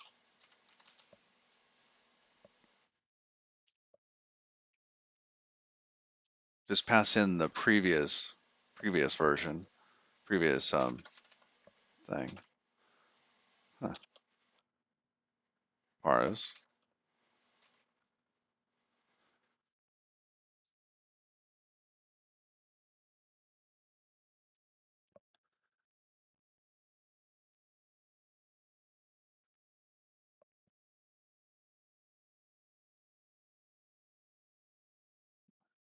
Yeah, if we change these not into deltas, but into the absolute timestamp, that would work.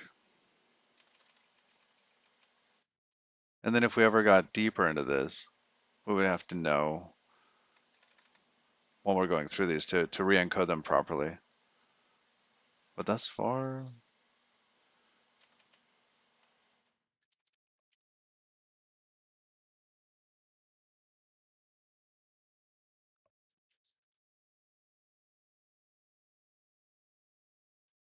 Really, I'm just trying to reduce one of the values, right, in the loop here, packet timestamp. I would rather just have the previous header, right? And if that's got the previous timestamp in it, that's great.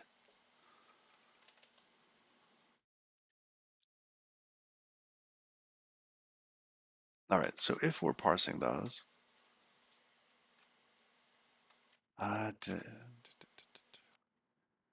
extended time, because if the value of that is extended, we would have to know that it was extended and we needed to pull off more time. Oh, we can't do, oh, we can't because of this.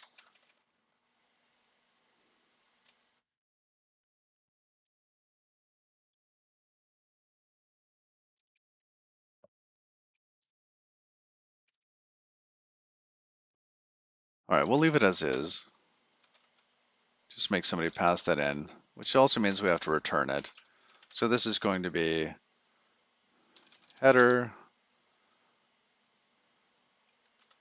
packet. The packet's going to have the timestamp on it.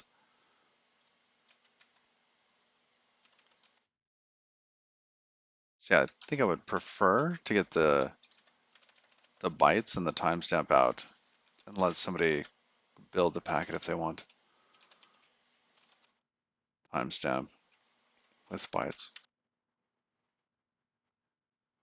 So this here is going to be message header. This is going to be U32, which is absolute time.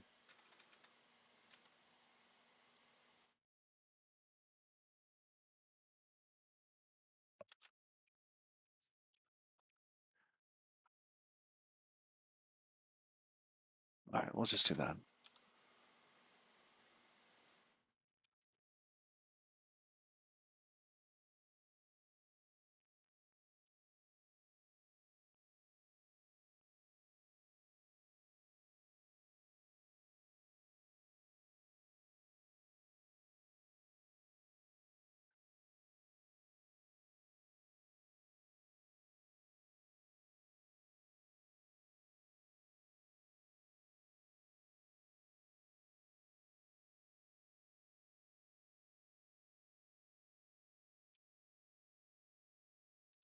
It's not going to be a loop. Loop will be on the outside.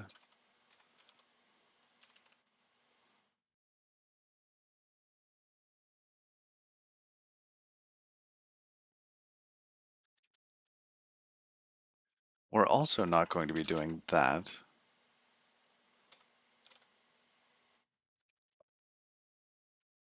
Server main.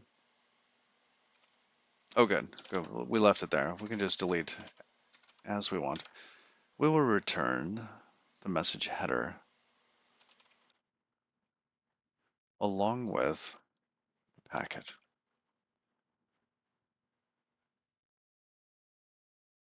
Does that need to be IO result?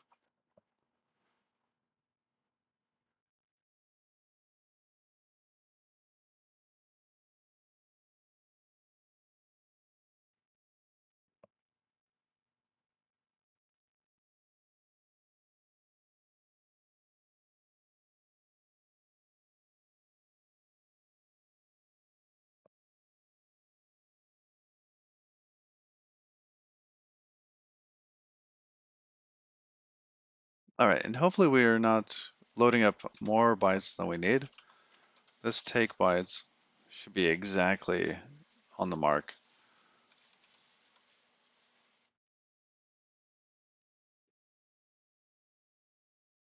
Okay,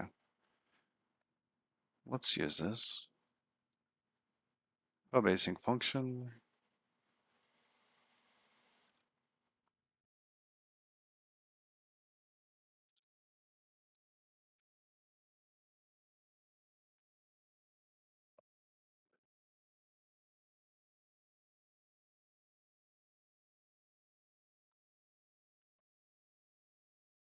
All right, we're deleting the stuff that we can get rid of. Up to there, up to here.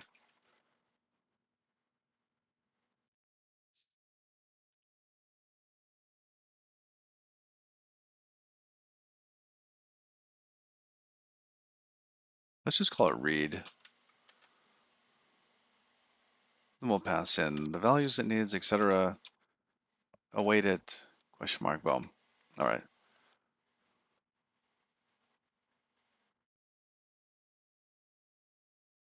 All right. Previous message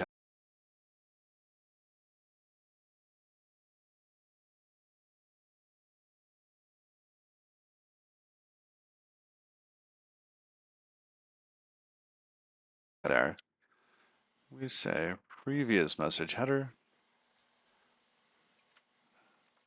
We no longer have to differentiate between the basic header and the message header, which is nice. So we can simplify that.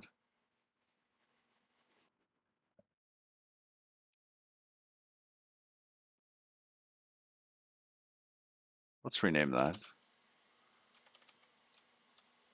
Previous header.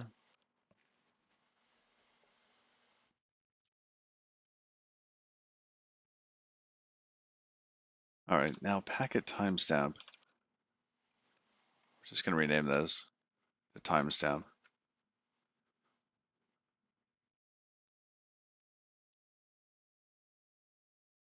Okay, we'll update that because we'll have to pass that back through.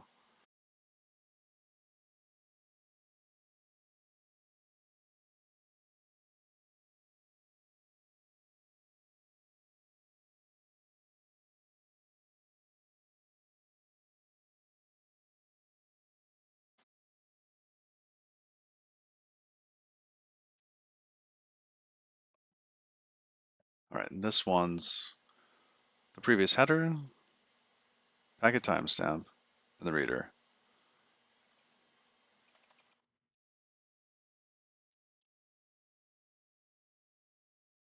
Hmm.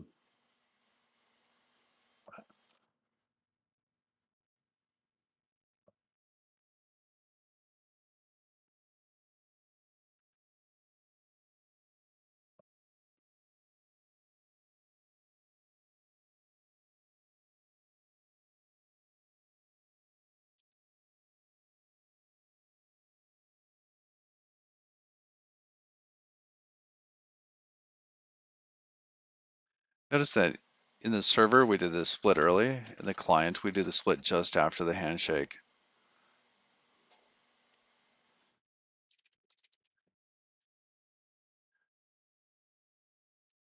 This one can be tested separately. You don't have to fake out a TCP stream, which I like.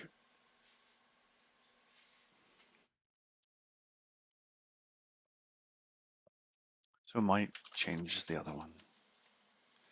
All right, but that looks good. Now this should do exactly the same thing as before. Hold on.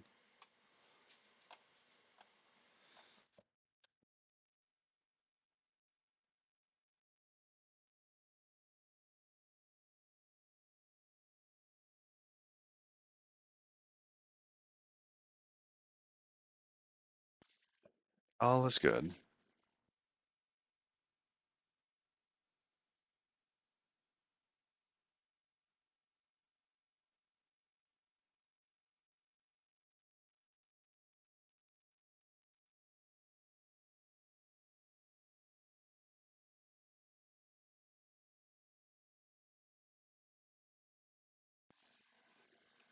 Looks like toggle bit's done.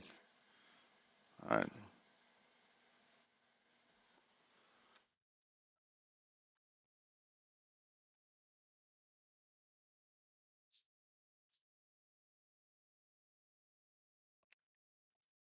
You there, toggle bit? How's the light? Light better? I did. I took your suggestion. It's working pretty well.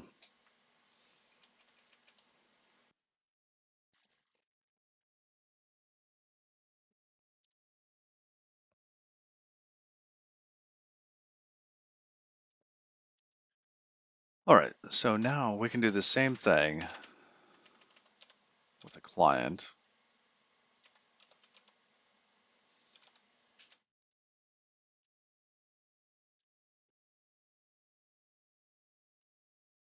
Oh yeah, and client here.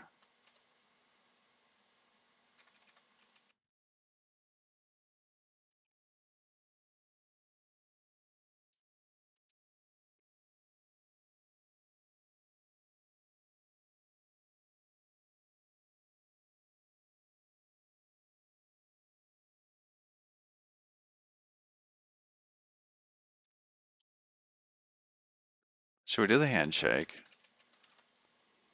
Then we go into packet reading mode here on the client. Now this type is wrong. That's a packet. We were saying we were just going to send the bytes. So we could do that.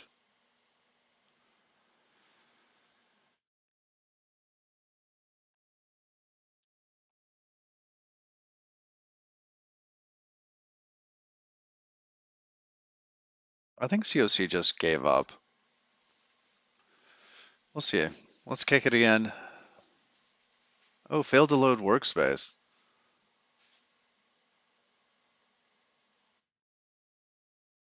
All right. Cargo check. Yes, JB Pratt. Stash is gone. Stash is gone. My wife just said, "You monster."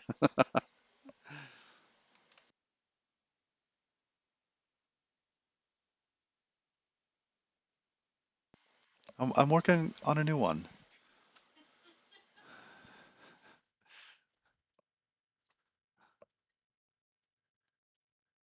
Oh, net is dependent on Rtmp, which is dependent on net. Ah. Oh no. Why does Rtmp need net? Rtmp cargo. Why do you want net? What's in net for you? Let's get rid of that. Always fun to start over, yes. Blank canvas, except for the little soul patch.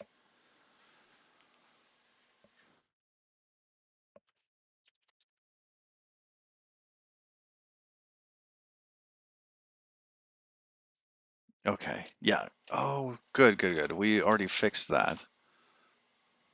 So in Rtmp, basic header, we no longer use net. Oh, apparently async read either. Why not? Oh, because we're using buffer now. We're not using that. So that can go away.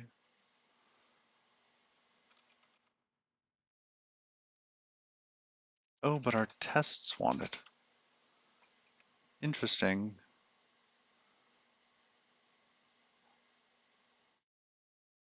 Huh. Is that going to be an issue? If we say this is just like a dev dependency?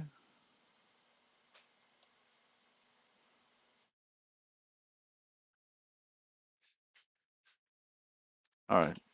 I don't know. We'll come back to that. We might have some weird dependency loop going on.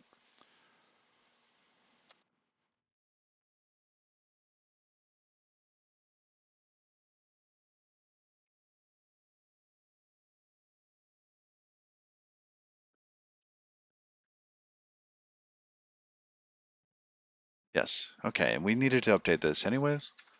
This is now going to be buff.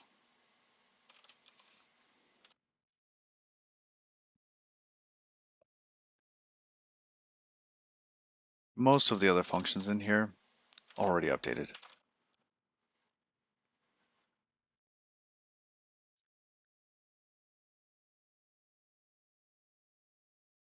All right. Parse 0. Yeah, you already take buff. Variable does not need to be mutable.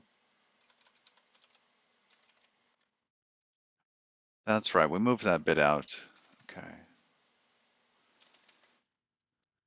Next.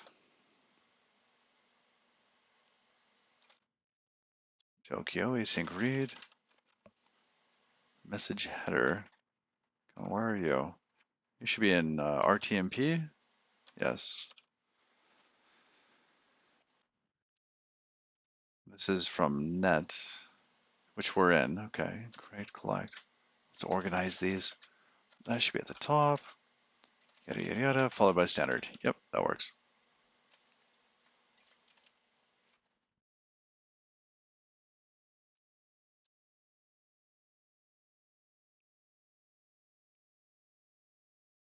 Yeah, we don't really look at how many bytes we read. What are we returning anyways? error or the OK size. Size in this case is,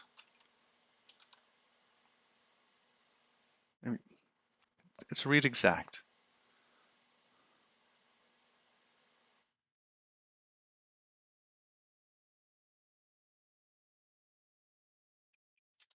Which means it's going to read exactly the number of bytes we told it to read. We do not need to return that.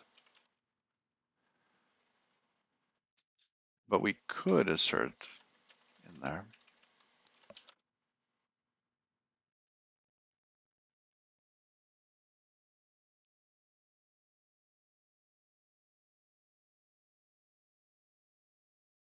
This is an IO result, yes, okay.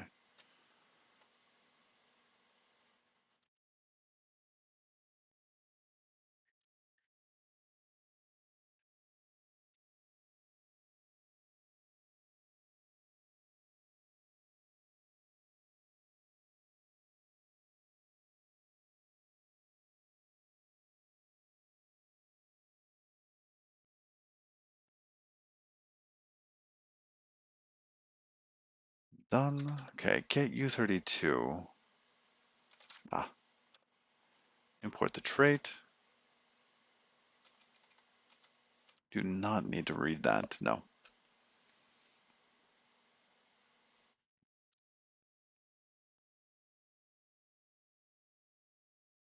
Mismatched types. All right, toss an OK on there. What else? What else you got for us? Cannot borrow previous. Yes, it's not mutable. Oh, interesting. This we need to borrow. Reference to mutable option. Then we can do that. We can take stuff out of it.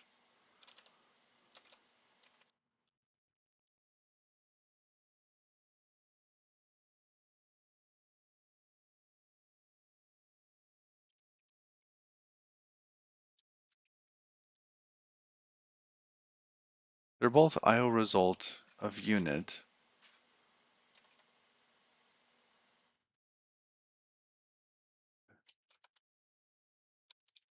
Oh, it's because of our return type here.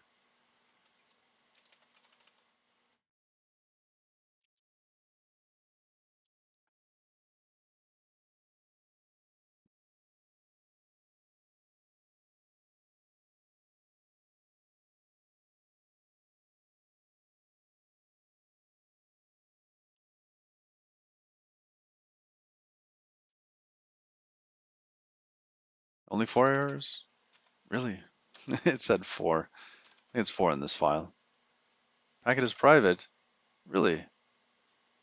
Oh, that's right. In net lib.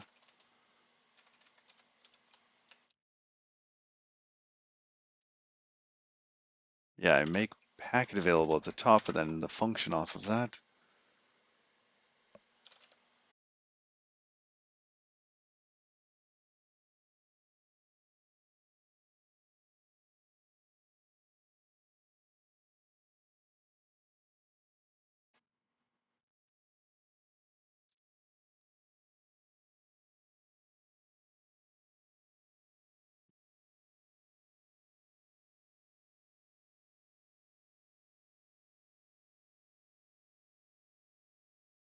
Wait.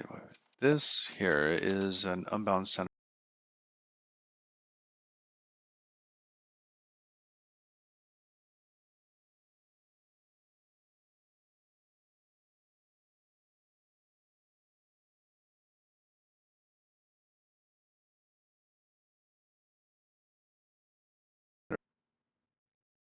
log.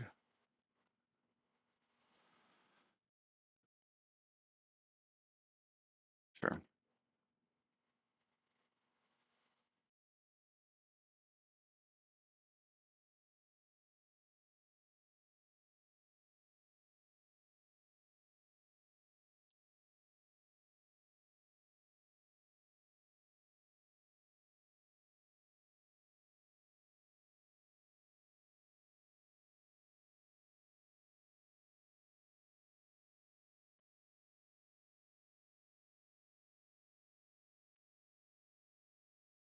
Use of moved value read.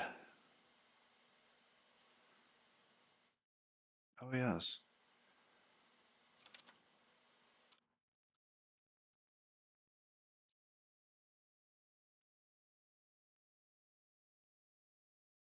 Mutable reference to that should work.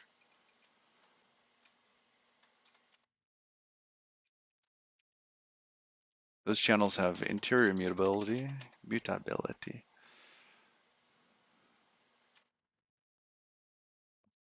Send doesn't take. An exclusive reference to self.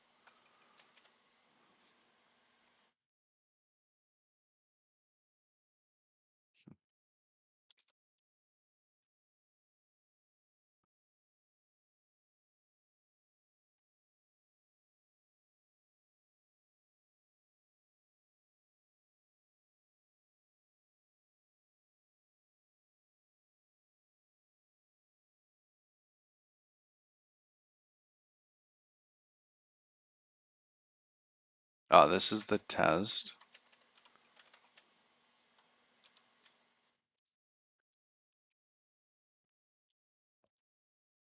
We'll come back to that.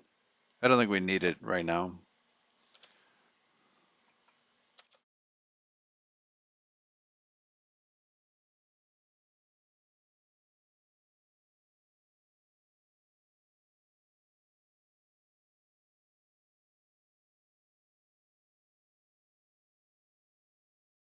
Just have a handful of warnings, some unused imports.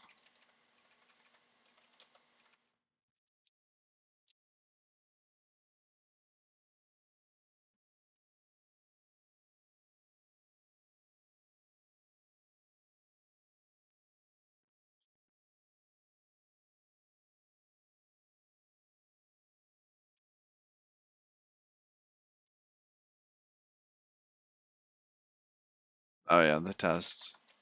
Let's move that up higher.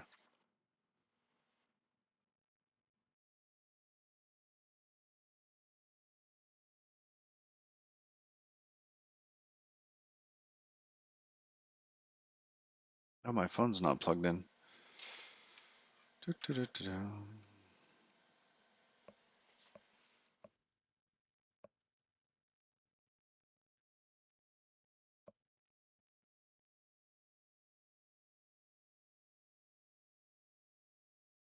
Okay, pretty good. Async read. Anything else? All right, now let's search for to-dos. Got a couple of those. Hmm,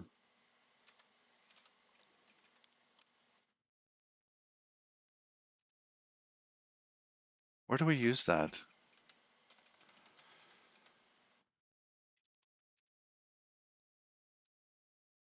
I mean,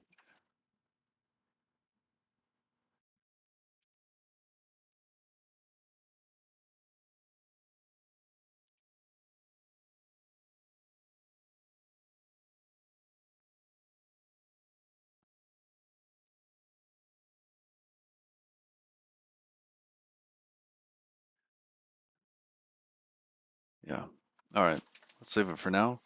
I didn't see any other to-dos, just those three. Yeah.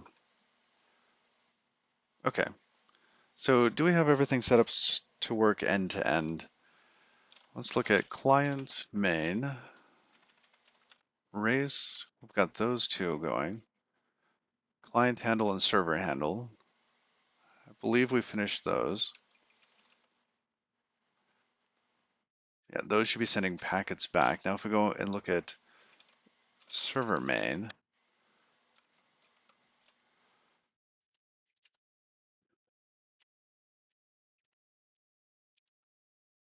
quite a bit different. Sender handle. Are we doing anything with the packets that we get back?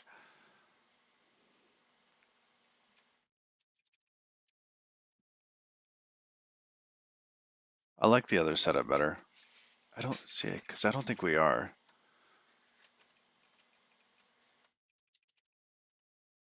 We have one unbound channel. So this is the side that OBS connects to, right? OBS is going to be connected to something that it thinks is an Rtmp server, but in really it's just kind of like a long tunnel. So here,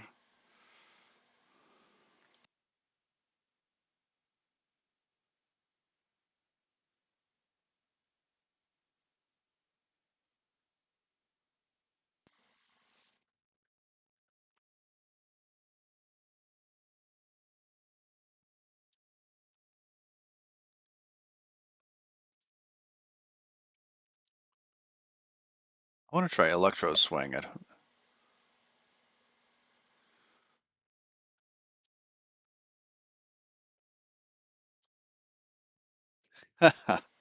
Okay, not very much electro.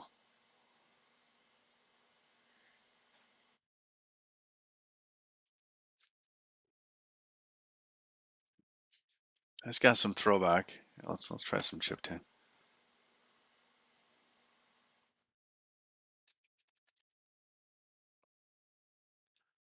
All right. So we have our TCP listener, and we process that connection. Now this process connection is not sending the packets that we need to go back out. So this has to get reworked.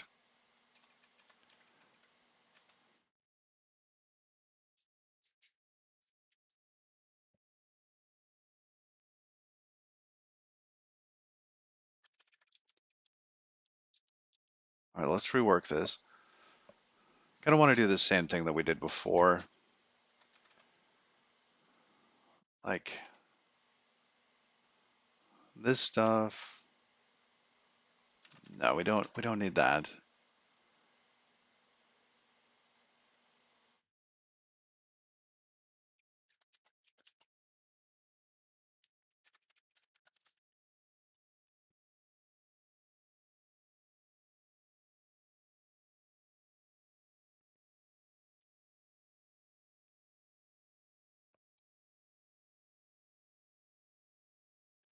I'm going to stand up for a bit. Time to adjust the desk.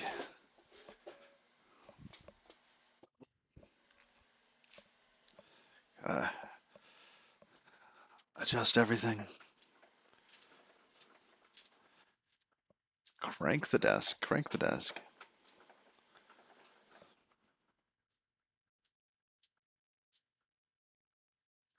Almost there. Now we have to adjust the camera. A little up. Kind of like that, I think. All right, a little more that way. All right, that's better. Hero Axe. Good morning. Happy Tuesday.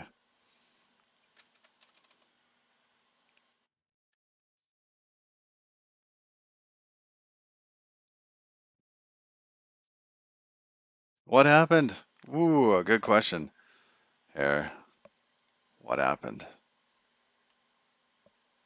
No more stash. Just a soul patch. We're gonna we're gonna grow a new mustache. He got robbed.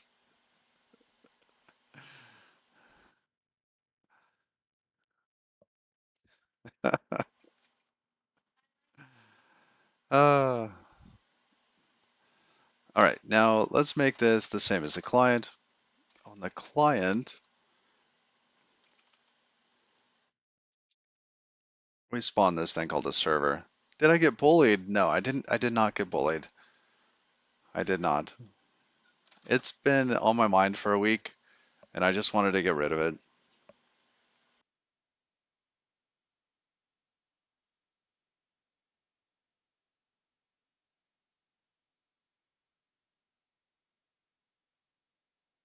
Just did it this morning.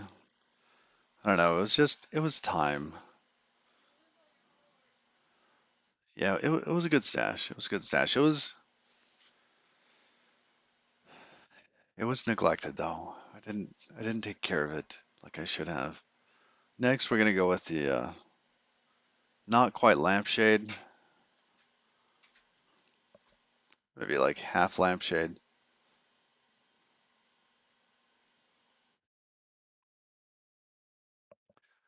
Anybody else out there have a stash?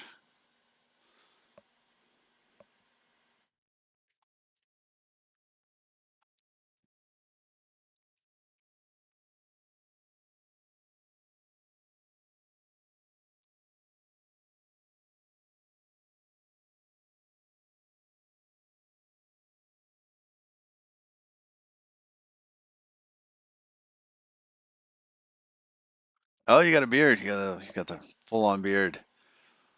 Yeah. For me, it just doesn't come in well enough on the sides.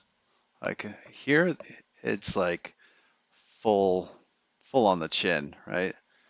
Um, but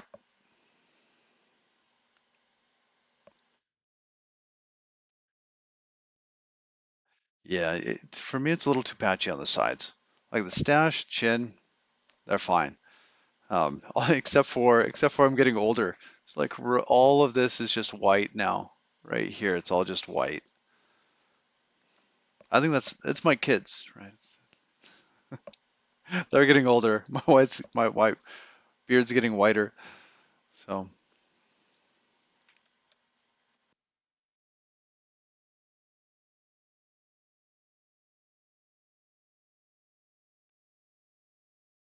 let's get out of big head mode back to little head mode. There we go.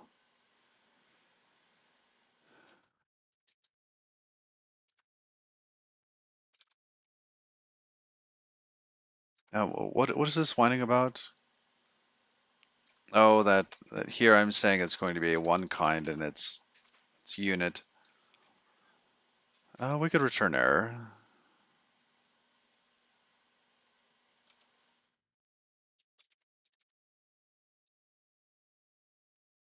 You know what? I'm just gonna do this. Get rid of that. Get rid of that. Less code. Get rid of that. Boom. Yeah, this process connection. Why did we have this as Boxstein error? Is it because we had errors that we were throwing? I think that's the case.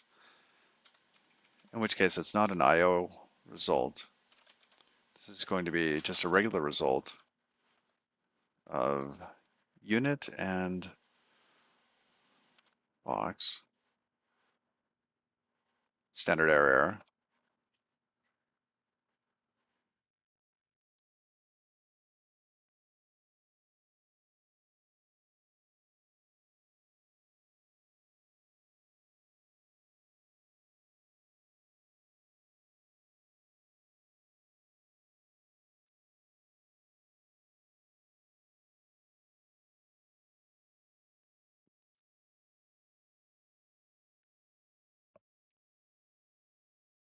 One more. There we go.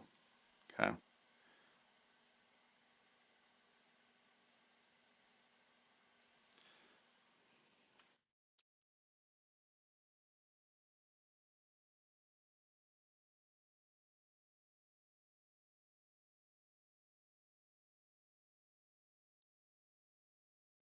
Yeah, and this wants them to be the same kind. This all needs to be moved. So really, I mean, this is called listener handle.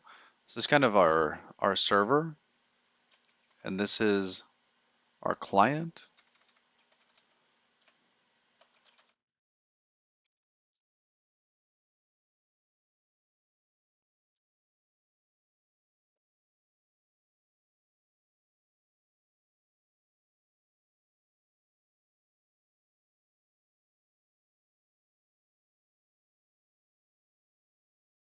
All right, let's get this into something else.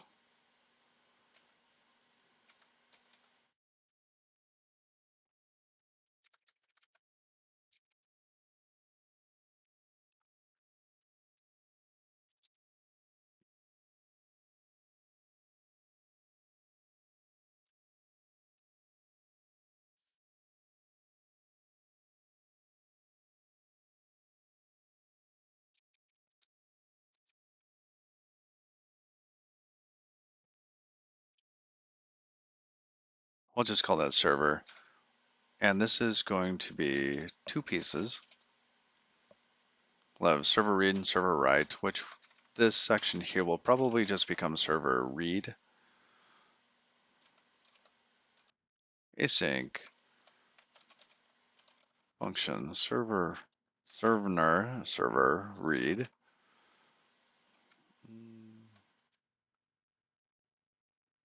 I'm gonna take that in there.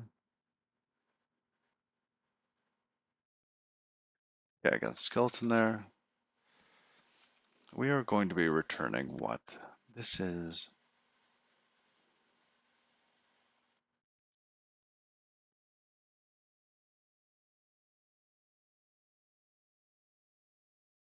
that's an IO result. Can we really do IO result all the way up here? Maybe. I think we can. I think we canned the other result type that we had, the other error type. Yeah, we did. We did. So this is IO result.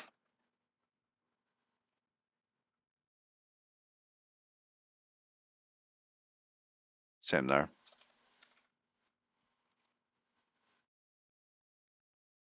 Okay, let's go back into server. Server needs those things. Yes. At that point, we split this because we're going to be doing well, the handshake, followed by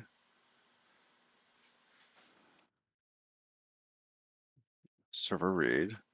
Server read's going to take something there. We're going to capture the future there because we want future's light, future rays to take read and write.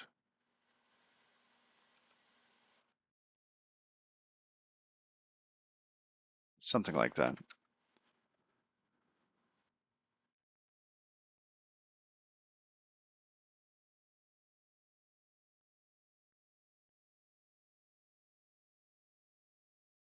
This does nothing yet.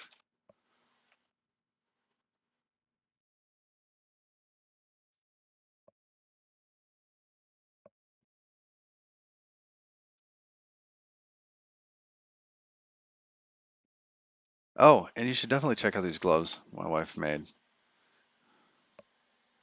So these she made me a couple years back. A little fuzzy, but these are my fingerless gloves. Yeah. The other hand's the same way, right? They're just like, yeah.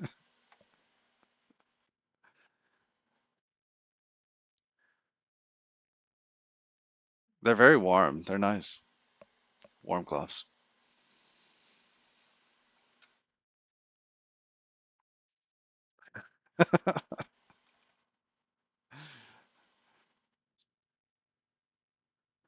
Oh, sarcastic Dante. They're just gloves. My kids have seen these gloves. Actually, my kids have seen our goats doing what's depicted on the gloves. This is just like farm thing. I mean, maybe not safe for city kids.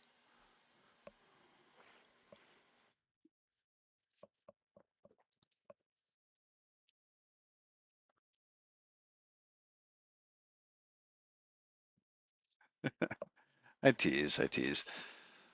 Um,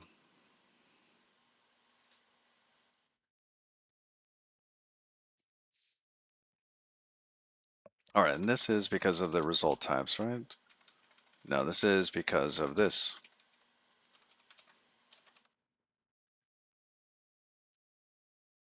There we go.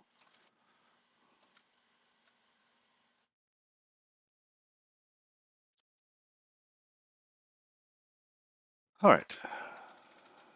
There's that one and that one. Oh, no reader in this scope. Yes, we need reader. What else?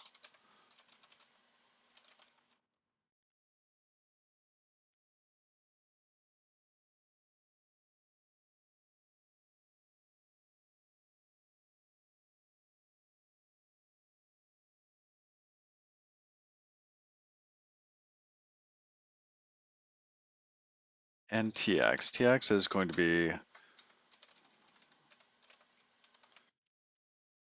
unbound sender for packet.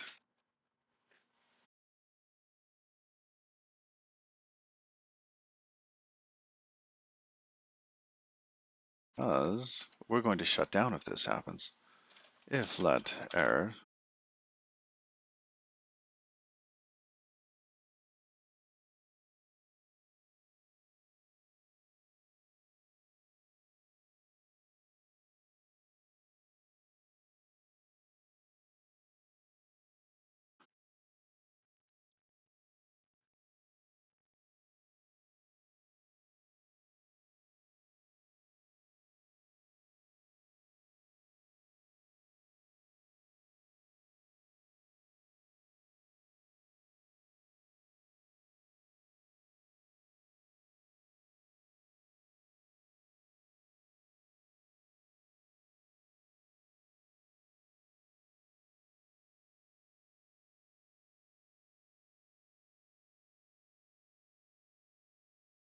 Okay. Server read, server write. Expected two arguments, found 0. Then server read wants the reader and TX.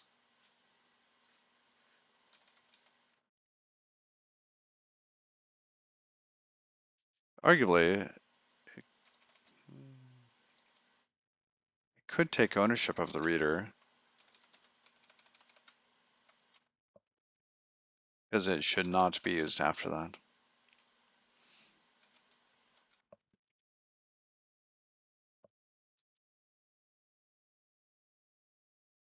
Okay, so that loop owns reader. That should be fine.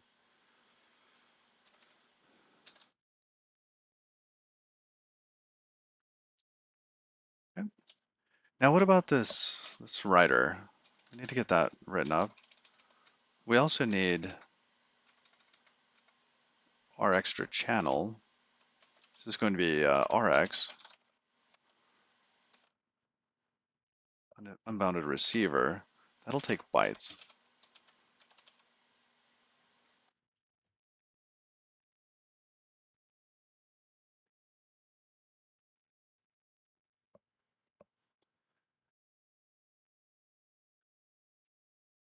There we go. How's this with the chat over there on the side today? I can flip between these.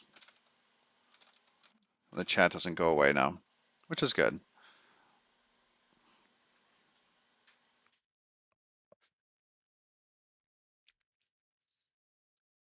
Okay.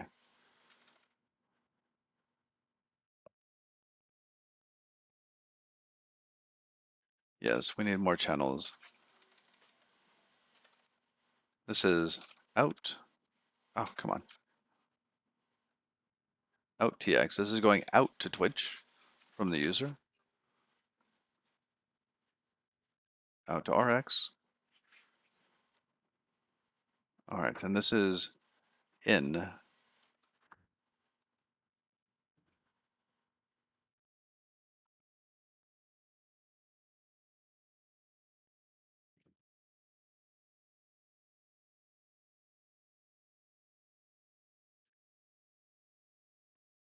All right, and this is going to be out TX.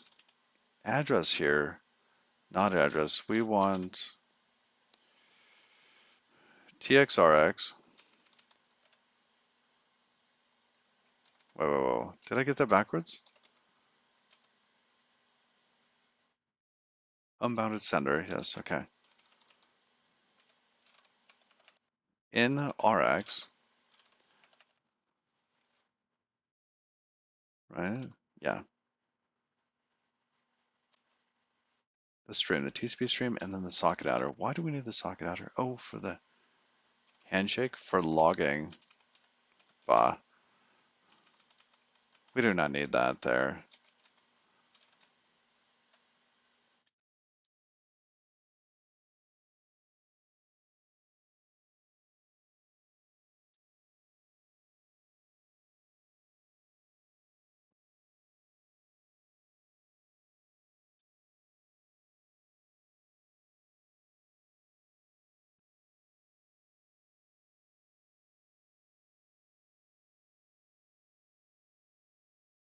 No more socket adder.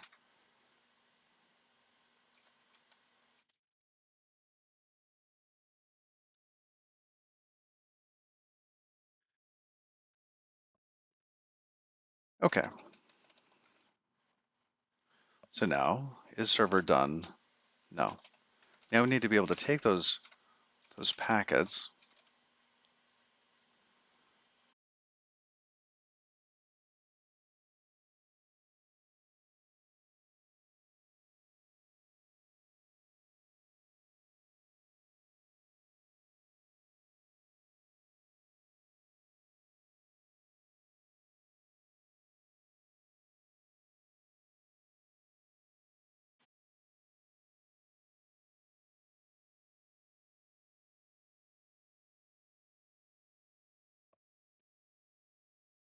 let's rename some of these. This is outgoing,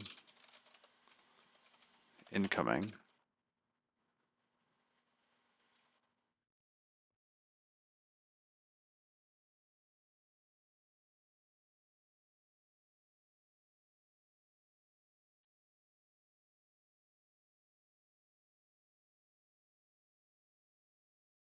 Coming back in from the client. There, so the client sends things out and things come in.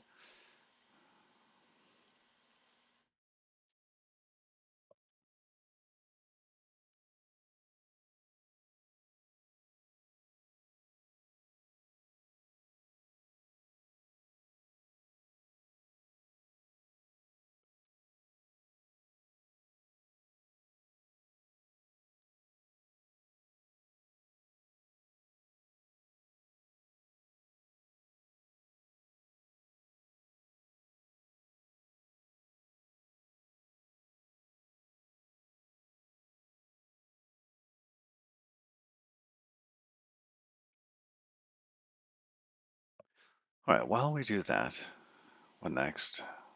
We write them out. So writer dot write all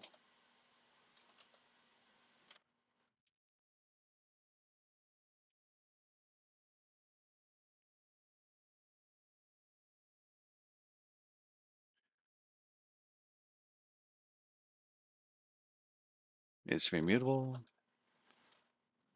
and bytes.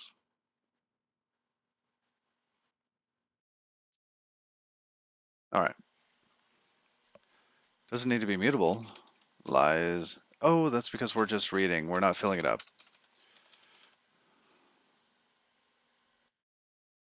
Okay.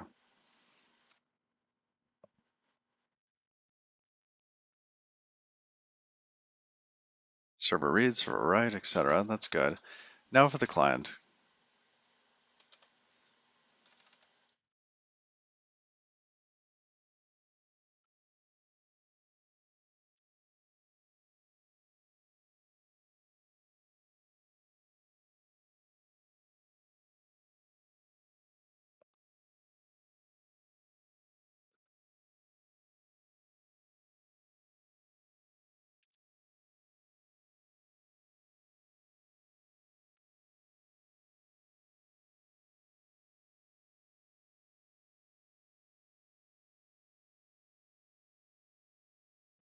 All right, now in this case, I'm going to take this, put this out here. I do not think we need so many loops.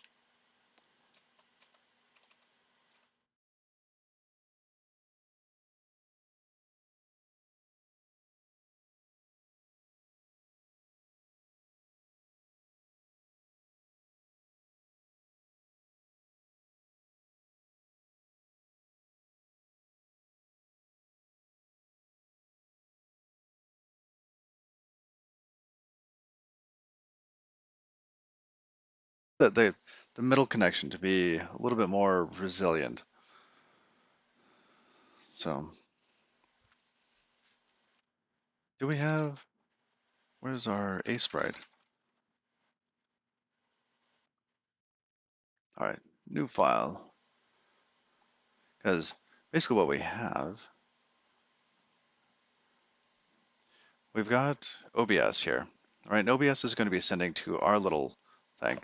Then we've got the interwebs, which involves Starlink, etc.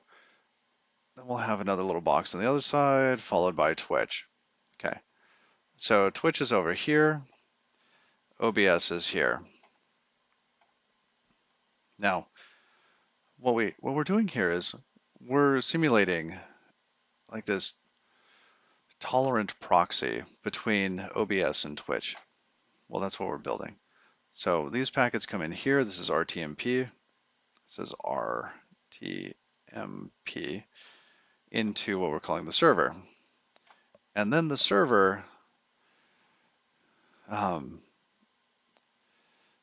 connects through Starlink. That's an L. So this goes through here, through Starlink, which might have some speed bumps to the client, which then connects to Twitch via an Rtmp connection. This looks familiar. It is familiar.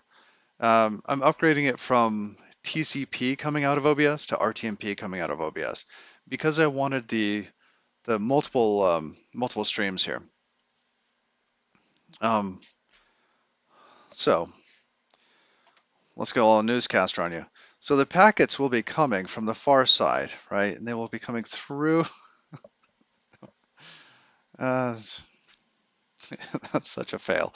All right. So yeah, we'll have the packets coming out of OBS, going into our server, going through this, and we want this connection to be more resilient. And this, nice. Yeah, I wanted to build it. I've been looking at RTMP for a decade, and I thought it would be fun. And it is fun. I'm enjoying it. It's a nice little project. Because basically what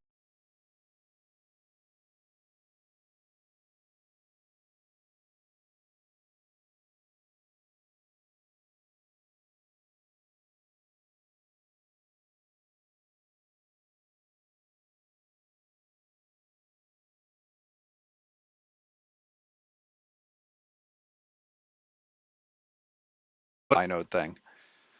And so if those are good, we can deal with the orange section here, right, where we have packet loss, et cetera, right? Because we're going to be buffering, having some sort of like 5-second stream buffer built into this, so it should be able to recover a bit. Otherwise, if it can't, then this connection on the right will do the recovery.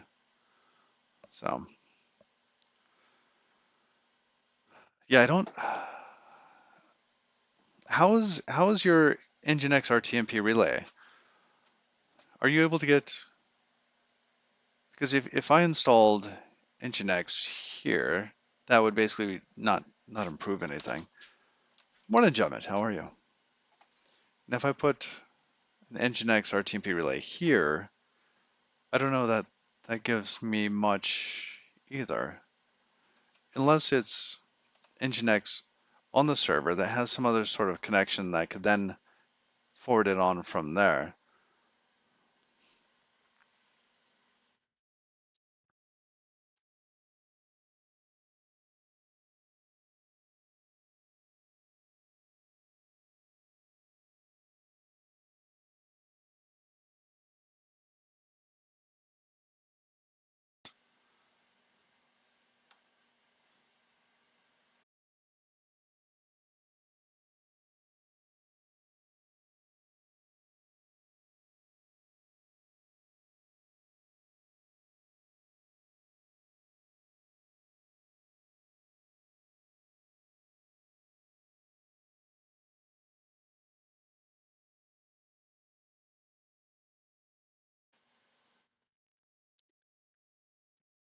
Oh, you use it as a fallback to loop video currently.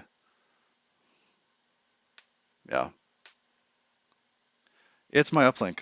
That's exactly why we're building this. And I can show you on the client. Let me start a Starlink here. Here, we'll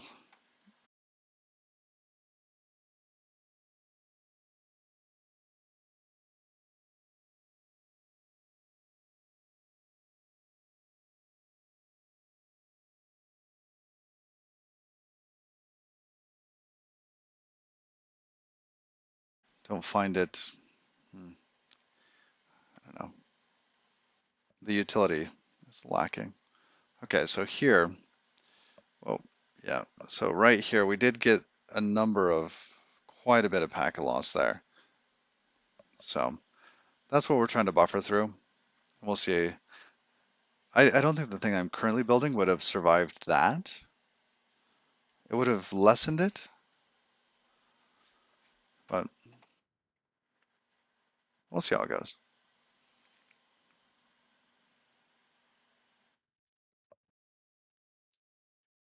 Oh, that's funny.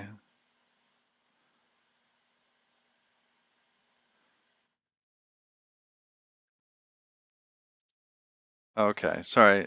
Uh, Hitting the wrong buttons there. Oh, you can like whoosh. You can like control the opacity. I have never played with that in OBS before.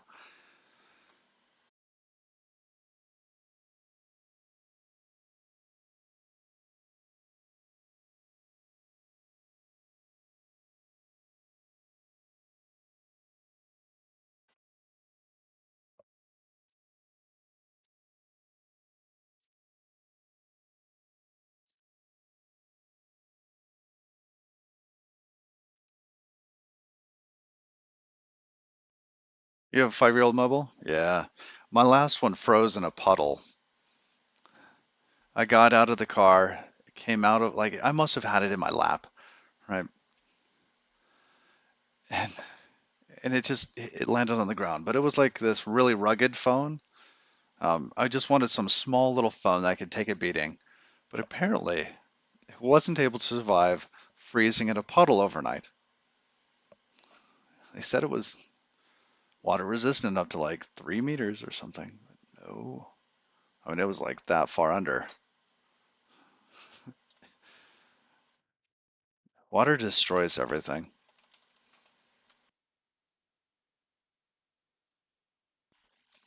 All right, so we've got our server, we've got our client. Let's make sure our server is set up right.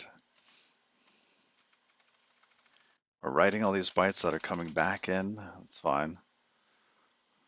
You know, I'm going to forego the reconnection stuff for a bit. We'll add that later. Okay, so where's client? Client is right here.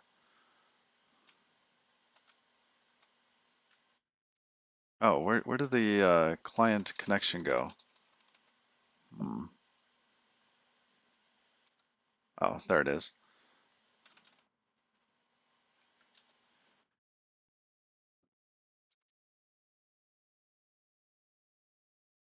All right, let's take that. Async function client. That'll take some parameters or something. Probably return an IO result. Just dump that there for a moment.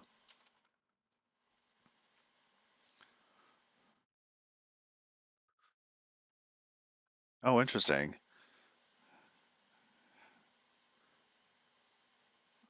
I've not heard of that. Where's Firefox? Oh, there it is.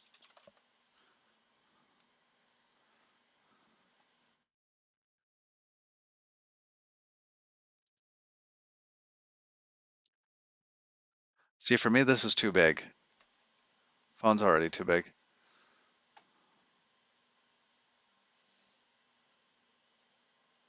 Wow.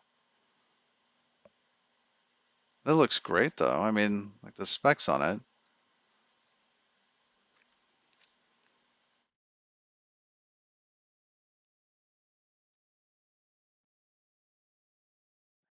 What do they go for? I mean, it's currently unavailable here.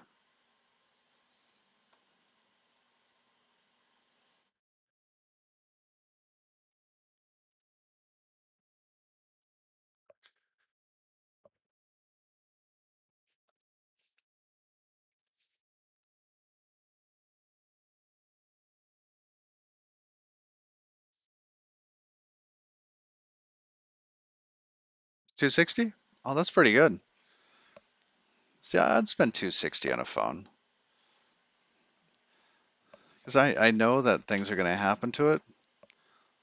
Like this thing is just beat up, right? It's got dents in it. It's got all sorts of like issues.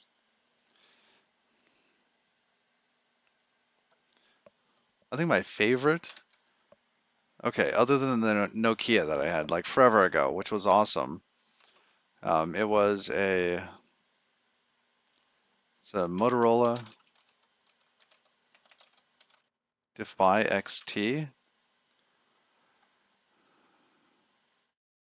This thing. This is what I lost to a puddle.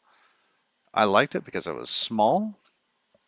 It was just smartphone enough that I could do things if I needed to do them.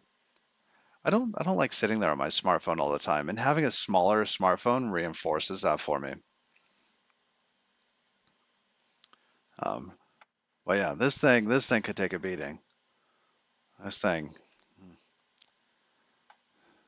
actually, oh, I have its twin. I've got its twin right here. This thing. Um, this one I think was my wife's because we had a pair, and it's got like this rugged back and it's kind of tacky, so you get like a good grip on it. But if you look at the size difference between these, right? Like look at that. Like like you still have room for like something else in your pocket. And because it's not very big, you don't get like the mechanical advantage. Like you sit on it, you're still okay. I don't know. Like this size phone, like you can still touch the whole thing with your hand, which is great. I think it's funny that these other phones, right? They have like gestures and things to be able to bring the rest of the UI closer to your fingers. Anyhow, too much talk about phones. Too much talk about phones. But yeah, that was my favorite.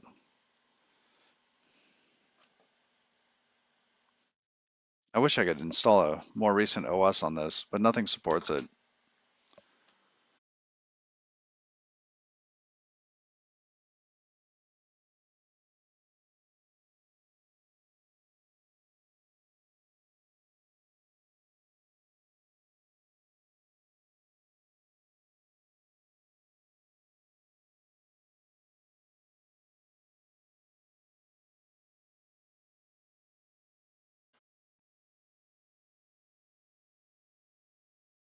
That's right.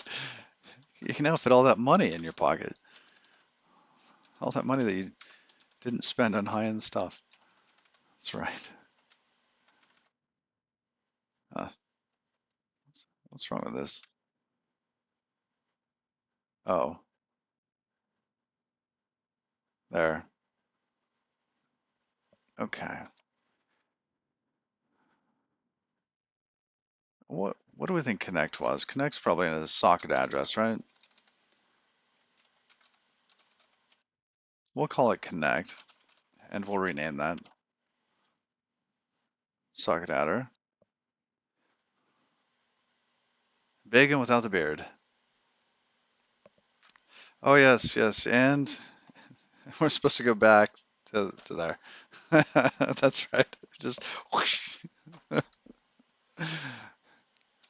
I no longer have like those black screen issues, but now I have issues where I just leave my face plastered on the screen for too long. Yeah. It's not what you guys came to see. I know. You're here for the code, right?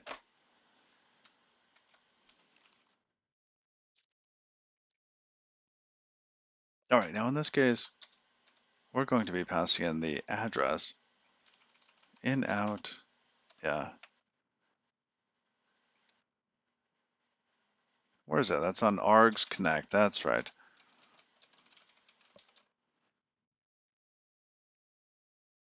Okay.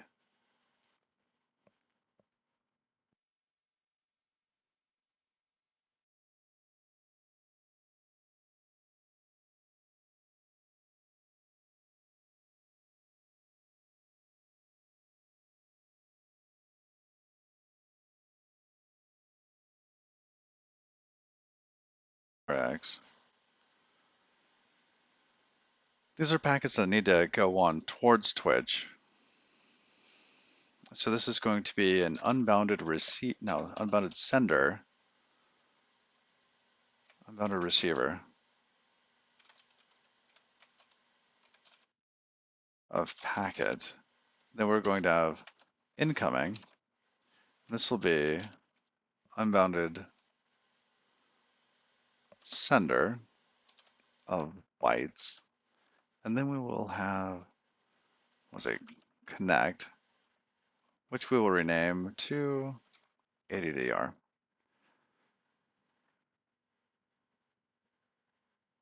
Oh, no args in the scope. Why not? What do we get? Do we get connect? There's args.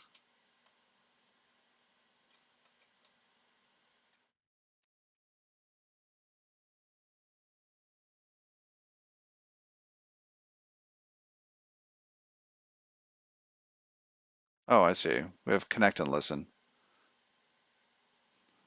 Just very different. We've just recently been introduced to the face that goes with the voice. Yes. Good morning. Oh,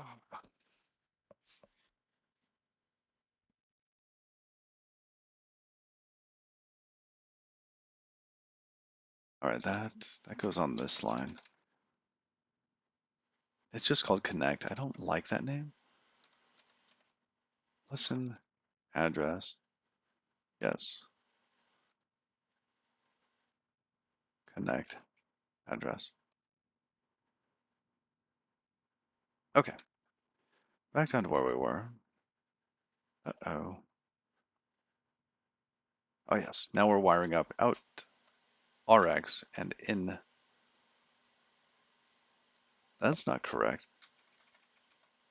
Hold on, where did server go? Server, PXRX, in. Oh, it doesn't need to be mutable.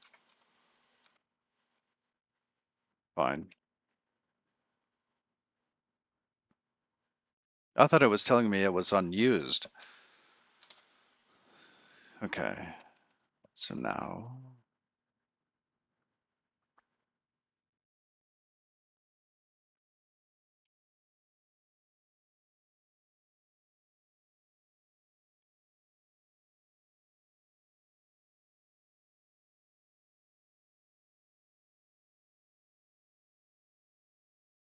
All right, that's half of it. Although,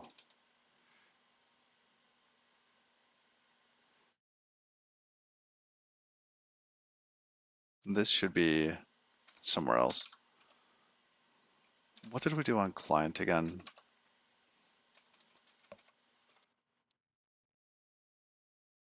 Oh, that send TX, send RX.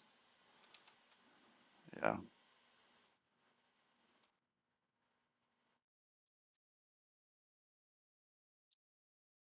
Go back into server main. I like that other pattern better.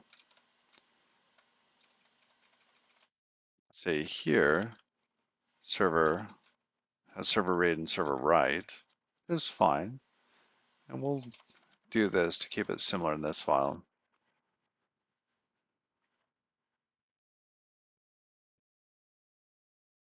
All right. Let's say async functions server. What is this? This is server read. This is technically client read. No, this is client send. Wow, way off.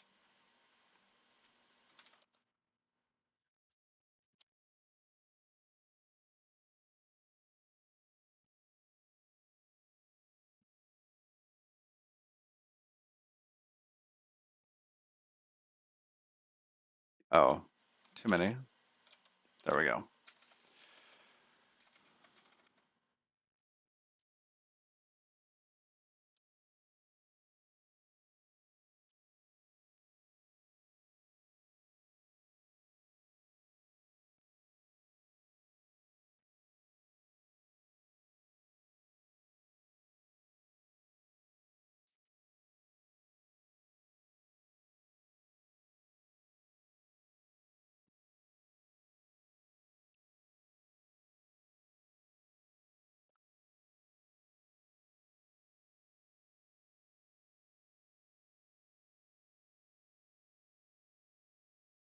You wouldn't have chosen the IT sector if you could cope with changes. Everything keeps the same as it always has been, as it should. Yeah, IT is interesting.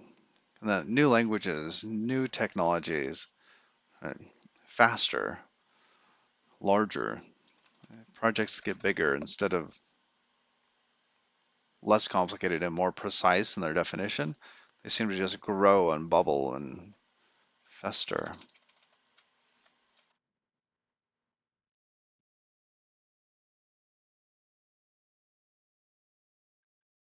All right, so in this case, we actually have to connect here.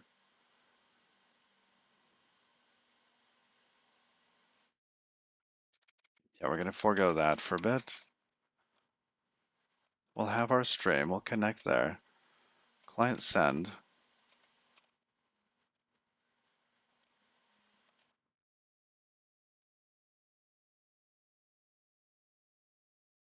What?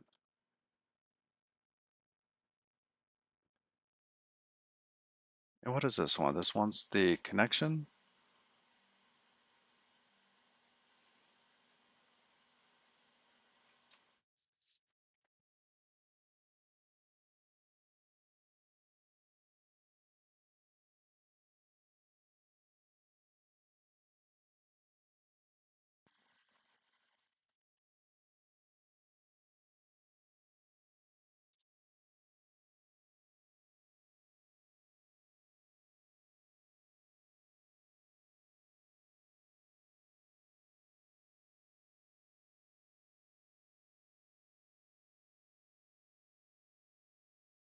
All right, I got about 10 more minutes. I think we want to split the stream at this point.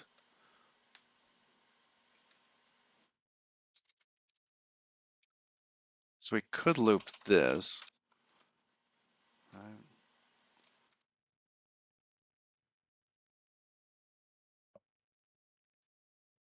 Yeah, abstraction upon abstraction, until nobody knows how it came to be.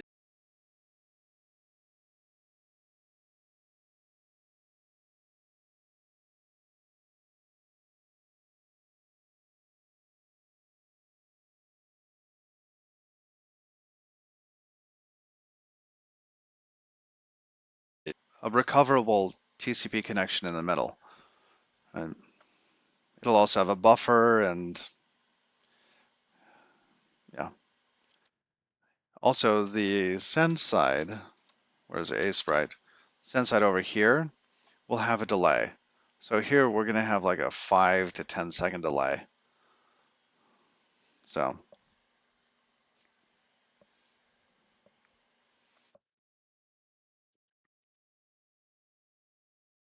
this is all open source. If you want to help out with it, more than welcome. Yeah.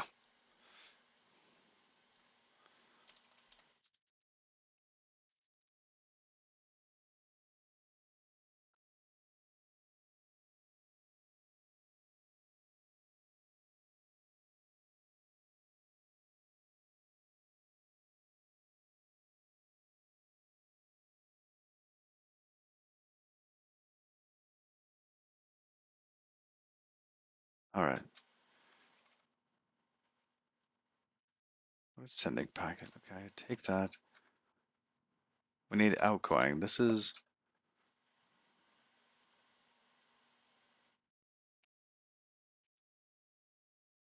oh, you know what? Let me, where is it? There it is.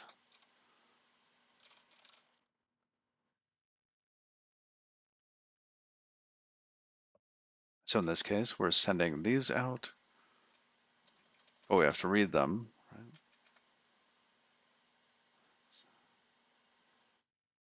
We get the packet. We also need the stream. Two projects to wrap up first. Oh yeah, bugs and features, always welcome.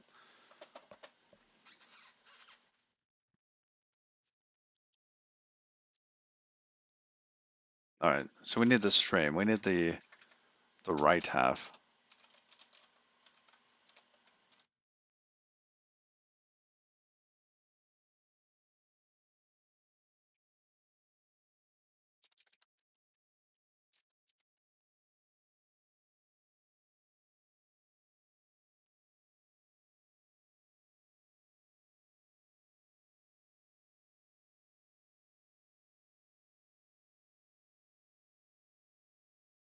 Futures light, future race, send, receive.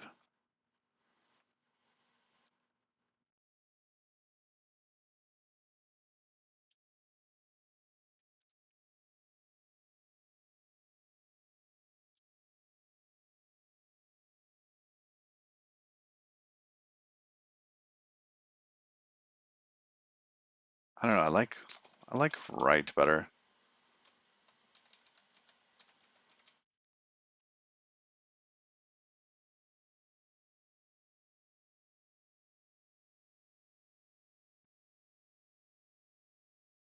I know this is wrong, but I just want to stop there. Okay.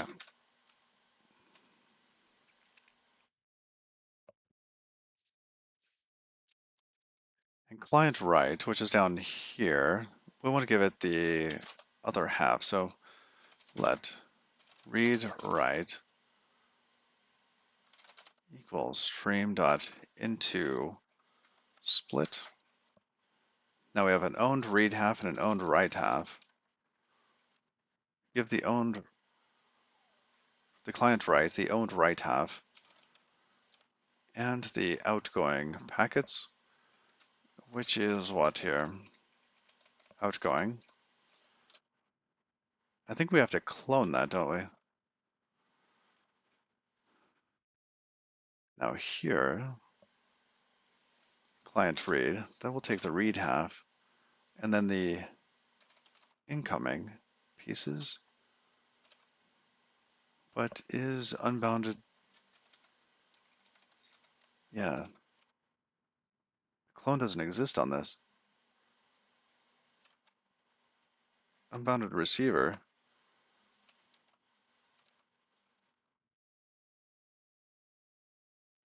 Features delivered in the form of bugs are also quite established. Very true, very true.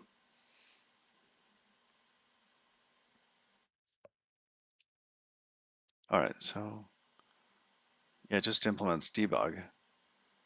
If we go back to structs,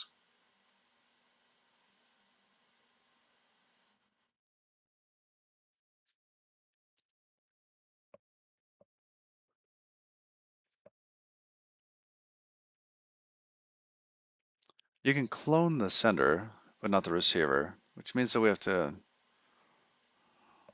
hmm,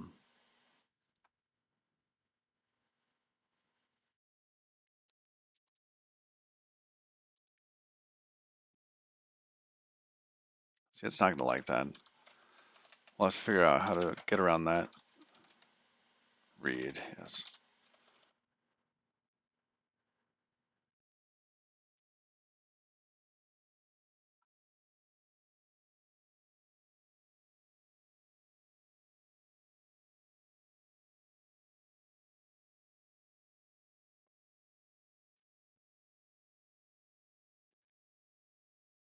Okay.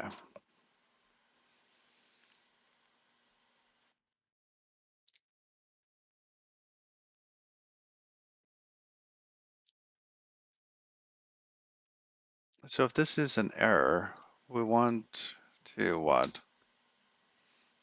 We want to log it and keep going. Because this connection is supposed to be resilient. That we're not doing a couple of things like if we reconnect, right? Does the other end reconnect? Do we, goodness, change the timestamps of the packets? Who knows?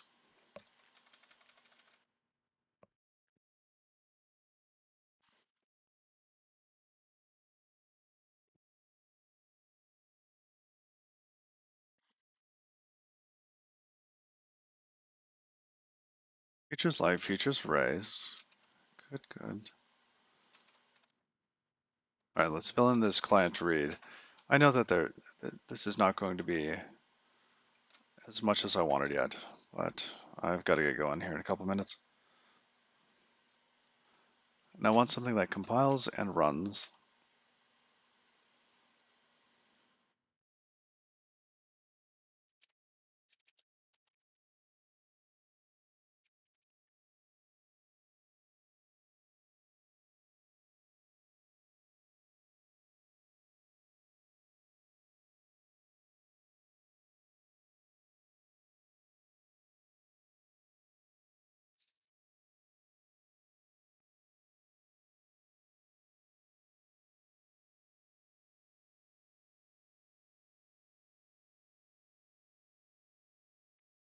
Oh, it should be fine for it to move because it was coming out of here.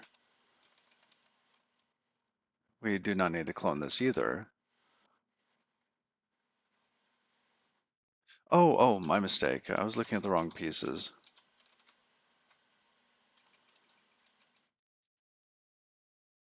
I guess we could borrow that.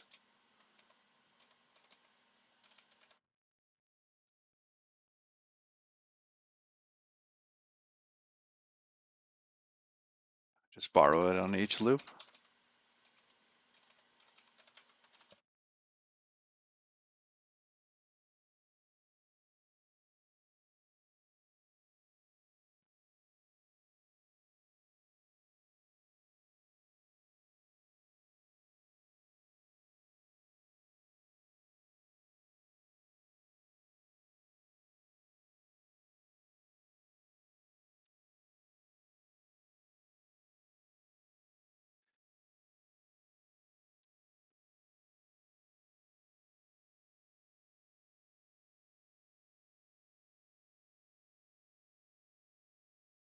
Oh,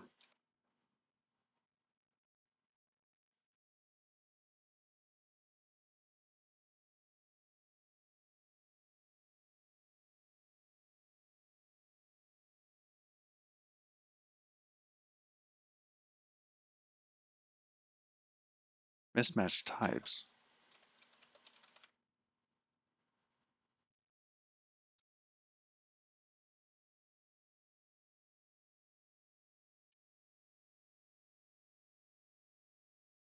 All right.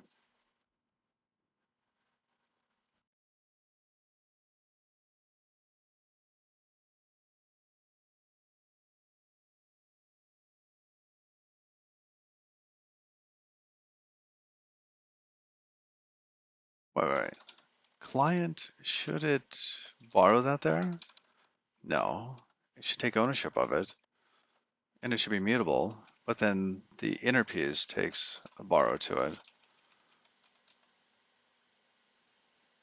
All right, so we could do this here. We can say let outgoing, just rebind it. It's basically stuck there. Okay. Find adder. Yes, we'd remove that. Same here.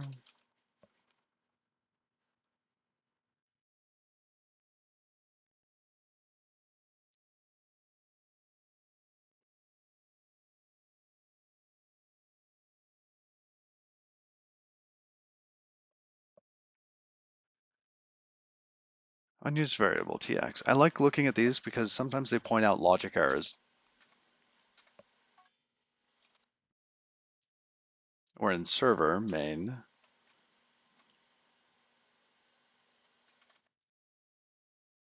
Okay, I do not think we need to do that. Just some cruft left over.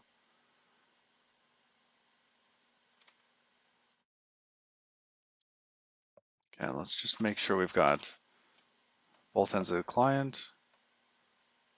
This should be client read, right?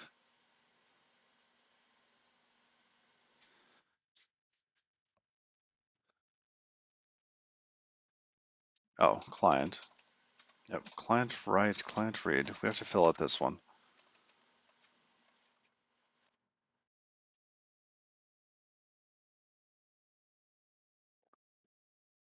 Now,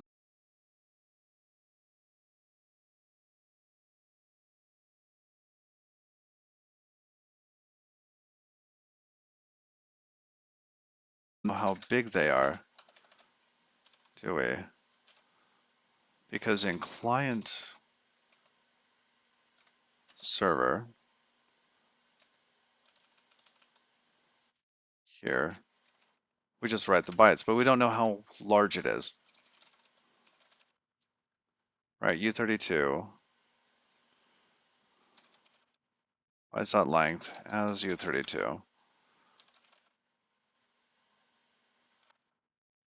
Now we know how many bytes to read.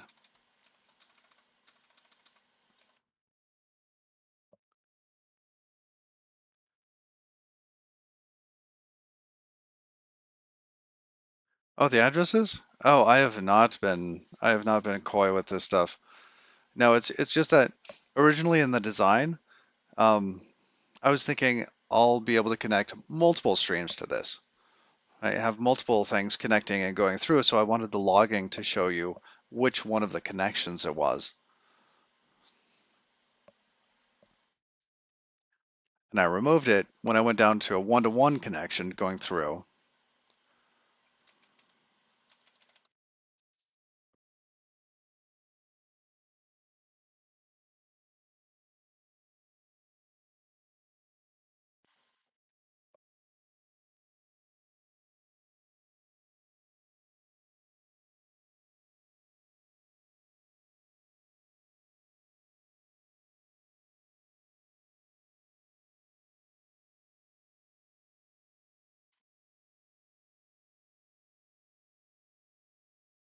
All right. So from here, what are we doing? Now we have the bytes. Let's go back to the server.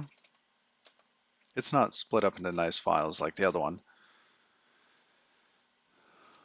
but we'll loop, and then we want to read a U32 off there. So read, read U32.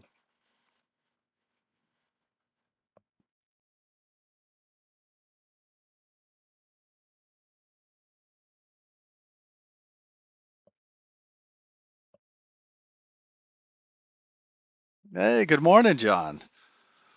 John DeSandonato. Good morning, and how are you? We got the stash removed. It was a long procedure, but the stash didn't make it.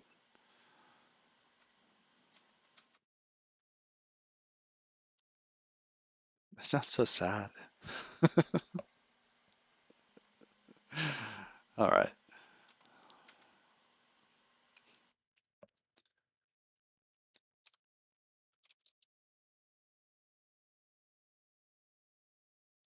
Bytes is going to be bytes mute with capacity, bytes length, then bytes dot resize.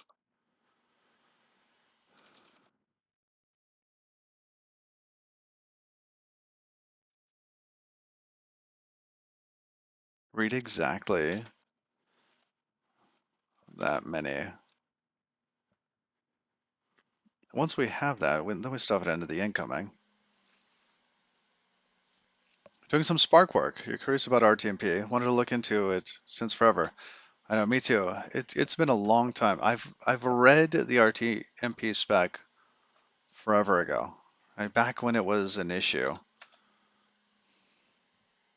If you update a tag in Docker repository, okay, it's the old cache one, right? That I'm not sure of. I don't know that one. Sarcastic Dante. Somebody else might.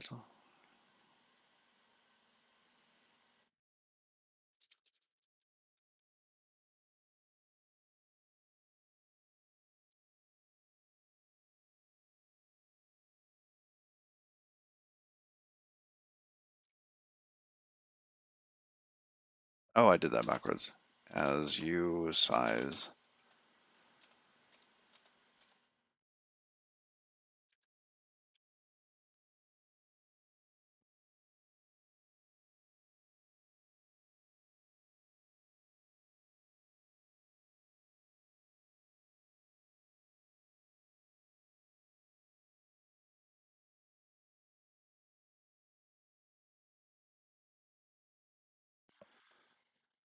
And in this case, if let error e, if we cannot send to the channel, we're shutting down. That means the whole system's shutting down.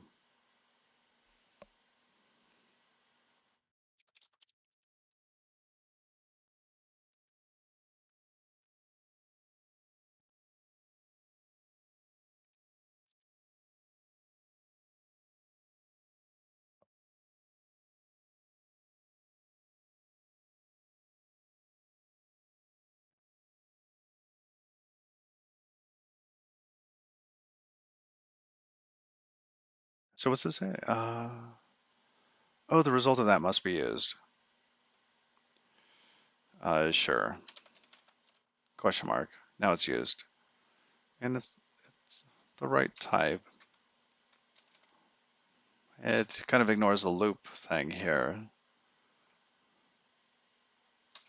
We're going to work on the loop portion another day. That should simplify that. Now client is used there, etc. Now let's see, cargo bill.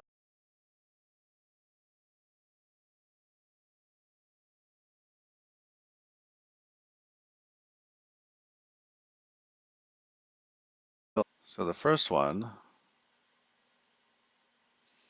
let's see, Rust log trace.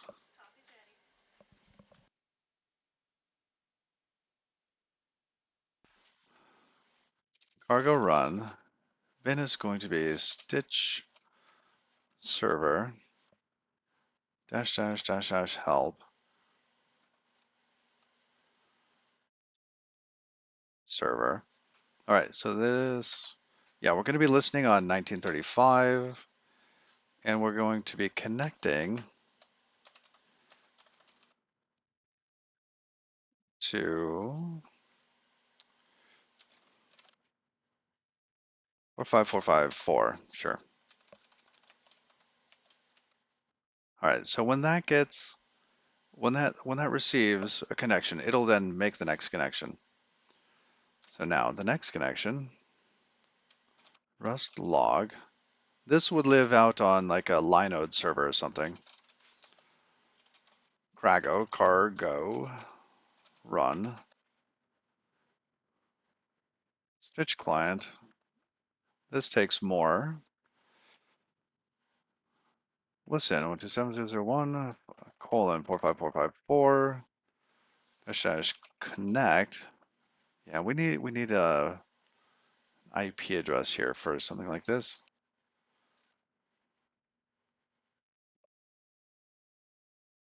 1935 dash delay 5.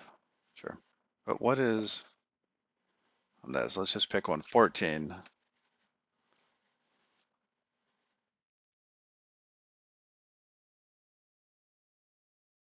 All right, so then we have the other half. Can't assign requested address. Oh,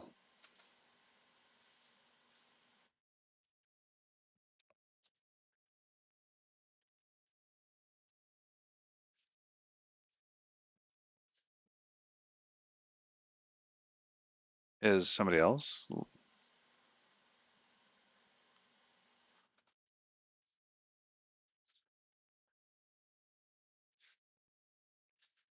Oh, it's trying to listen on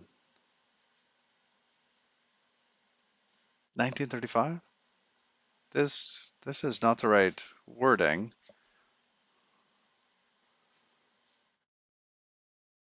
Did Oh, I think I got that backwards. Okay. Kill that. This is in the client.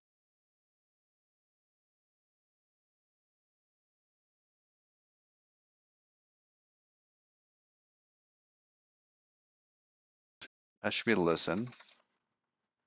And args.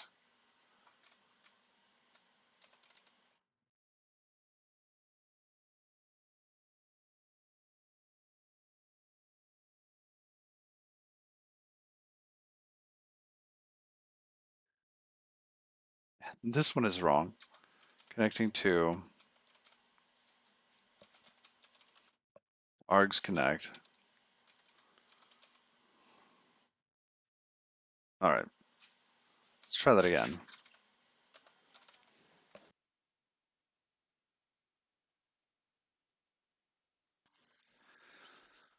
All right. Come on, big money, big money. Good. It can connect. Okay, now when this gets data, so the way that this is going to work, let's pull up the A spread again. So we're going to connect to the server here, right, with OBS. Right. So we're going to connect there, step one. Then that connects to the client. That's step 2. Once the client gets data, it will then connect to Twitch, which is step 3. Okay. And we're just looking to have the connection set up. It's hopefully going to go all the way through. We'll see. That, and we need to start OBS. This might cause issues on the stream. Maybe. Launch anyways. Here we go.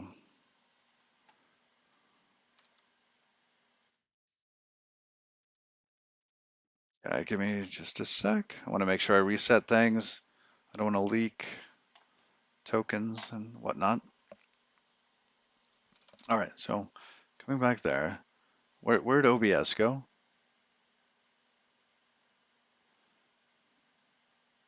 All right, this one's not streaming. So here, we're going to switch this profile to Stitch.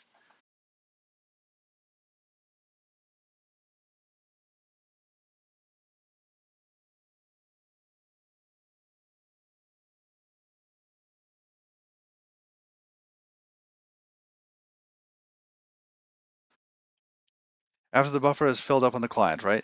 It's not going to do that yet, but soon. Soon. We're just trying to get it talking end to end. All right, and for the stream key, let's see. Twitch Stream Manager, Evil Halsey. I think it's in here. My mule. Copy this. Toss this in there. There we go. We'll hit OK. Because yeah, this needs a bit more setup for this to work right.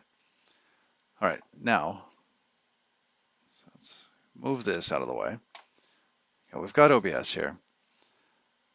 We're going to hit start streaming. That's going to connect to this machine, which will then connect to itself again, which will then connect out to Twitch, and hopefully we'll get data coming all the way back and forth.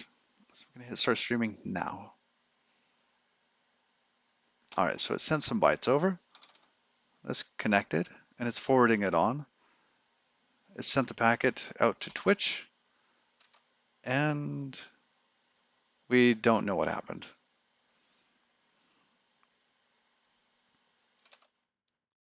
It didn't die, which is good. Wireshark has been a pill lately.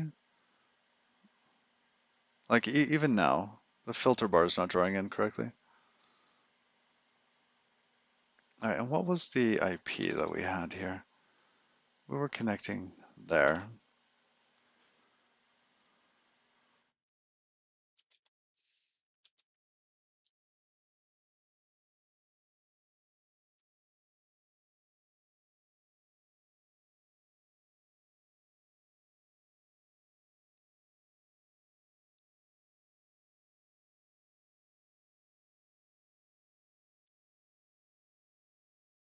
All right.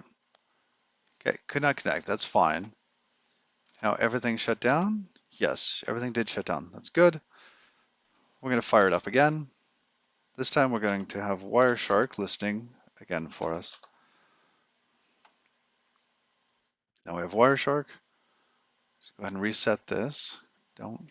Okay. All right, now we are going to tell OBS to connect. Ready? Start streaming. Go. Okay. So we got the handshake at the back end of this. Oh, it sent chunks back.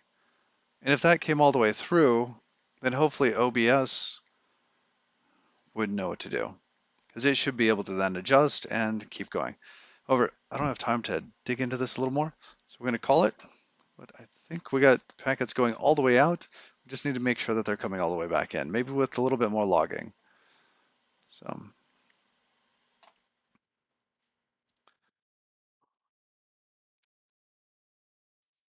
we kill that, then everything dies off. Yep, good. We're going to use What stream? Ah, more baked espresso. Animations, please. All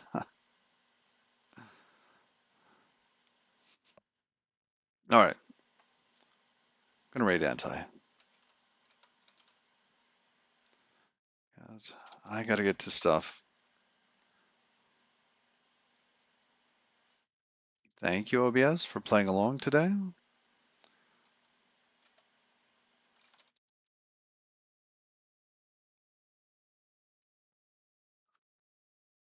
Raid Mr. Halsey is pretty cool. Yeah, thanks, Rima.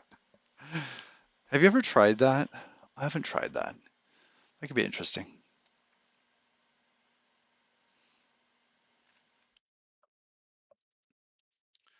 I'm gonna grab some coffee. Say hi to Anti for me. I'm not gonna hang around very long. Um, until next time, y'all. Bye bye.